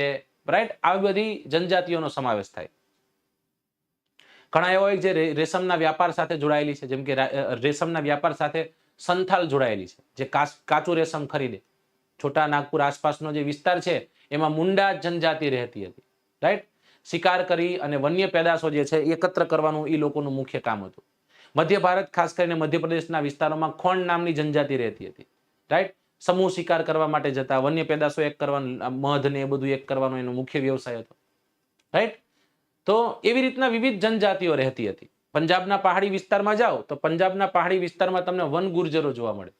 દક્ષિણમાં તમે આંધ્રપ્રદેશના વિસ્તારમાં જાઓ તો આંધ્રપ્રદેશના વિસ્તારમાં તમને લબાડિયા સમુદાયના લોકો જોવા મળે, જે ગાય ભેંસ સાથે જોડાયેલી પ્રવૃત્તિઓ, પશુપાલનની પ્રવૃત્તિઓ કરતી હતી. તમે હિમાચલ પ્રદેશ, ઉત્તરાખંડમાં જાઓ, તમે જો હિમાચલ પ્રદેશમાં કુલ્લુના વિસ્તારમાં જાઓ, રાઈટ, તો એ કુલ્લુના વિસ્તારમાં કે પછી કાશ્મીરના વિસ્તારમાં ત્યાં બકરવાલ નામનો સમુદાય રહે. અને બકરવાલ નામનો સમુદાય, ગદ્દી નામનો સમુદાય, બકરવાલ નામનો સમુદાય ઘેટા બકરાનું પાલન કરતો હતો. એટલે આજે તમારે જે આપું છું ને એનું એક કોષ્ટક બનાવી લેવાનું છે, એમાંથી પૂછાય ઠીક છે ને કાંઈ નહીં, એક કોષ્ટક બનાવું. થોડુંક અઘરું છે પણ શું કરીએ, રાઈટ, બીજું તો કઈ થઈ શકે એમ છે નહીં. ચલો જોઈએ, હજારીબાગ આસપાસનો વિસ્તાર સાચો છે. જનજાતિઓની સ્થિતિ. અંગ્રેજોની વ્યાપારી શોષણ નીતિને કારણે ઘણા પ્રદેશોમાં ખેડૂતો અને જનજાતિ પ્રજા જે છે એને બળવાઓ કર્યા. આ બળવાઓ શા માટે થયા અને આ સમયે જનજાતિની સ્થિતિ કેવી બની હતી તેના વિશે જોઈએ. 19મી સદીમાં ભારતમાં જનજાતિના જુદા જુદા સમૂહો રહેતા હતા, જેમાં ખોંડ, સંથાલ, મુંડા, કોયલા, ત્યારબાદ કોલ, ગોંડ, ભીલ વગેરેનો સમાવેશ થાય. વર્તમાન ઝારખંડ રાજ્યના હજારીબાગ વિસ્તારમાં, આજુબાજુના વિસ્તારમાં સંથાલ જાતિના આદિવાસીઓ સમૂહમાં વસવાટ કરતા હતા. એમનું કામ શું? રેશમના કીડા પાડતા. હવે પાછું રેશમના વ્યાપારીઓ જે છે, રેશમના વ્યાપારીઓ સંથાલો પાસેથી કાચું રેશમ ખરીદતા હતા. છોટા નાગપુર આસપાસમાં મુંડા જાતિના લોકો પણ રહે. બિરસા મુંડા તરત આપણે યાદ કરીએ, રાઈટ. આ સમુદાય જે છે એ સમુદાય શિકાર કરવાનો અને વન્ય પેદાશને એકત્ર કરવાનો વ્યવસાય કરતા હતા. મધ્ય ભારતમાં ખોંડ જાતિના આદિવાસીના સમૂહો પણ શિકાર કરવાની અને વન્ય પેદાશો એકત્ર કરવાનો વ્યવસાય કરતા હતા. મધ્ય ભારતમાં ખોંડ જાતિના આ આદિવાસી સમૂહો જે છે એ શિકાર અને જંગલ પેદાશો સંગ્રહ કરતા હતા. કેટલાક જનજાતિના સમૂહ પશુપાલન સાથે જોડાયેલા છે, જેમાં પંજાબના પહાડી પ્રદેશોમાં રહેનાર વન ગુર્જરો, આંધ્રપ્રદેશના લબાડિયા સમુદાય જે ગાય અને ભેંસને પાળતા હતા, કુલ્લુ જે છે એ કુલ્લુનો ગદ્દી, અને કાશ્મીરનો બકરવાલ, એ બકરવાલ સમુદાય છે એ ઘેટા બકરા સાથે જોડાયેલો, ઘેટા બકરા પાળતા હતા તેઓ. જનજાતિ એટલે જંગલોમાં રહેનાર એવું નહીં, એમાંના કેટલાક ખેડૂતો પણ હતા, તેઓ ખેતી સાથે જોડાયેલા હતા, જે મોટા ભાગે પૂર્વોત્તર અને મધ્ય ભારતના પર્વતીય તથા જંગલ વિસ્તારોમાં ખેતી કરતા હતા. આ જનજાતિઓની પ્રવૃત્તિ વિશે જોઈએ ક્યારેક. નેક્સ્ટ ક્વેશ્ચન તરફ જઈએ, એ છે ક્વેશ્ચન નંબર 19. ઉલગુલાન ચળવળનો પ્રભાવ દક્ષિણ બિહારના કયા વિસ્તારમાં પડ્યો? મોતીહારી, હજારીબાગ, પૂર્ણિમા કે છોટા નાગપુર? ચલો,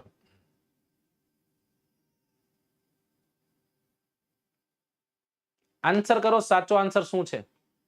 this will be the last question of today session. આજે આપણે આ છેલ્લો કરીએ, પછી જ્યારે નેક્સ્ટ ટાઈમ મળશું ત્યારે રિમેનિંગ ક્વેશ્ચન્સ છે. આપણે ટોટલ અત્યારે 30 ક્વેશ્ચન હતા, તો આપણે 20 કરી રહ્યા છીએ, બરાબર ને? 20 કરી લેશું. ચલો 20 કરશું આપણે.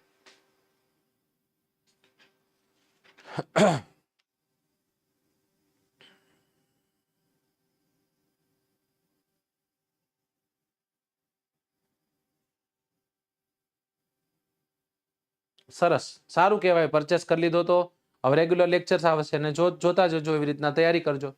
ચલો, સાચો આન્સર શું આવે દોસ્તો? સાચો આન્સર આવશે છોટા નાગપુર. છોટા નાગપુરનો ઉચ્ચ પ્રદેશ, બરાબર ને? ઝારખંડ અને બિહારનો વિસ્તાર, ખાસ કરીને ઝારખંડનો વિસ્તાર. ઓકે, ચલો. બિહાર જે છે એ બિહારમાં મુંડાનો, બિરસા મુંડાની વાત કરી, સોરી બિરસા મુંડાની વાત છે. બિરસા મુંડા જે છે એ બિરસા મુંડાનો જન્મ 15મી નવેમ્બર ઈસવીસન 1875 થયો. માતાનું નામ હતું સુગના મુંડા, અને પિતાનું નામ હતું સુગના મુંડા, અને માતાનું નામ શું હતું? કરમી મુંડા હતું. બિરસાનું બચપણ ઘેટા બકરા ચરાવવામાં જતું, વાંસળી વગાડવી એને ગમતી, રાઈટ? અખાડાની રમતો એને ગમતું. કુટુંબ જે છે એ કુટુંબની ગરીબીના કારણે બિરસા મુંડાનું બચપણ જે છે એ પિતા સાથે સતત એક જગ્યાએથી બીજી જગ્યાએ સ્થળાંતરમાં જાય છે. ભણે છે એવું નથી ભણતા. જોકે બિરસાએ સ્થાનિક મિશનરી શાળાઓમાં શિક્ષણ મેળવ્યું હતું. તેમનું બચપન મુંડા લોકો અને દિક્કુઓ જે છે, મતલબ બહારથી આવેલા, એમની વચ્ચે જે ફાઇટ, એની વચ્ચેના જે સંગ્રામો છે, એ સંગ્રામો સાંભળી અને મોટા થયા. તેણે જનોઈ ધારણ કરી હતી, તેમજ વૈષ્ણવ ધર્મના પ્રચારક સાથે પણ પોતે કામ કરેલું હતું. યુવાન વયે તેઓ જનજાતિ સમાજના ઉત્કર્ષ કાર્યમાં લાગી ગયા હતા. હવે આવી ઉલગુલાન ચળવળ અને બિરસા મુંડા. અંગ્રેજ સત્તાના હિમાયતી સાહુકારો, જાગીરદારો, જમીનદારો, એના દ્વારા આદિવાસીનું શોષણ થતું હતું. ચરણસીમા પર હતું આ શોષણ દોસ્તો. જે વાતની ઊંડી અસર બિરસા મુંડા પર પડે છે, અને જેના વિરોધમાં ઈસવીસન 1895ની સાલમાં વ્યાપક આંદોલન ચાલે છે, જેને ઉલગુલાન ચળવળના નામે ઓળખવામાં આવે છે, જેનું નેતૃત્વ બિરસા મુંડાએ કર્યું હતું. અહીંયાથી એક ક્વેશ્ચન પૂછું, બિરસા મુંડા યુનિવર્સિટી કઈ જગ્યા પર આવેલી છે? ચલો, નેક્સ્ટ ક્વેશ્ચન ત્યાં સુધી નાખી દઉં છું. દક્ષિણ બિહારમાં છોટા નાગપુરના વિસ્તારમાં લગભગ 400 ચોરસ કિલોમીટર વિસ્તારમાં આ ચળવળનો પ્રભાવ હતો. મુંડાઓ જે છે, મુંડાઓનો એવો દાવો હતો કે છોટા નાગપુર તેમનું છે, કંપની તેમના પરંપરાગત હકોનું ધોવાણ કરે છે અને ફરજિયાત તેઓ વેઠ કરાવે છે. Next question, and this will be the last question. Birsa મુંડાનું અવસાન ક્યારે થાય છે? 1890, 1895, 1898 કે 1900?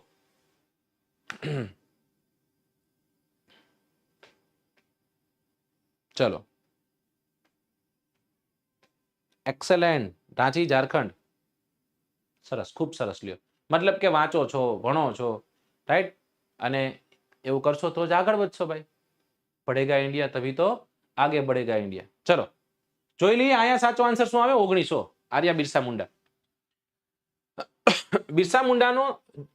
બિરસા મુંડાના જન આંદોલનમાં જનજાતિને તેણે હાકલ કરી હતી કે દારૂ પીવાનું છોડી દો જો સાહેબ. આ સારું કહેવાય. આખું આંદોલન મને ગમે એવું હતું, બરાબર? એની સાથે સાથે ઘર અને ગામની સફાઈ રાખવી જોઈએ, સ્વચ્છતામાં માનતા, હાઇજેનિક જે છે હાઇજીનમાં તેઓ માનતા. ડાકણ અને જાદુ ટોણામાં વિશ્વાસ ન કરો સાહેબ, આને તો ડાકણ વળી ગઈ, એવું કઈ કરો નહીં. તેમણે મુંડાઓને પોતાનું ગૌરવપૂર્ણ ભૂતકાળ પ્રમાણે જીવન જીવવાની હાકલ કરી હતી. એક જગ્યાએ જ રહી અને ખેતી કરવા જણાવ્યું હતું. બિરસા મુંડાની દરેક વાત મુંડા સમુદાય સારી રીતના સાંભળતી હતી, અનુસરતા હતા. અંગ્રેજોને બિરસાના આંદોલનથી ભય લાગવા લાગ્યો હતો. સવાલ જ નથી સાહેબ.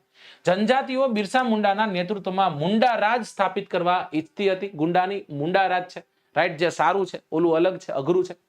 જ્યારે આંદોલન ફેરવાયું, આંદોલન જે છે એ આંદોલન ફેલાયું, ત્યારે અંગ્રેજોએ રાજ્ય વહીવટને અડચણરૂપ બનવાના જે લોકો છે એ લોકોને ખોટી રીતના કેદ કરી લીધા, ખોટી રીતના ખોટા પુરાવા દઈ અને પૂરી લીધા હતા. આરોપ મૂકી અને બિરસા મુંડાની ધરપકડ કરી. એની સાથે સાથે ઘણા બધા બીજા લોકોની પણ ધરપકડ કરી 1895ની સાલમાં.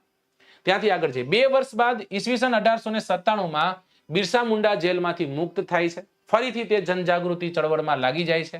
તેમણે દિક્કુ અને યુરોપિયનો જે છે એની સામે સફેદ ઝંડાવાળું બિરસા રાજ અને ચળવળ મજબૂત બનાવી હતી. ઈસવીસન 1900ની સાલમાં બિરસા મુંડાનું અવસાન થાય છે અને બિરસા મુંડાની ચળવળ મંદ પડી જાય છે અને અંગ્રેજો માટે સામ્રાજ્ય વિસ્તારનું મેદાન મોકળું બની જાય છે.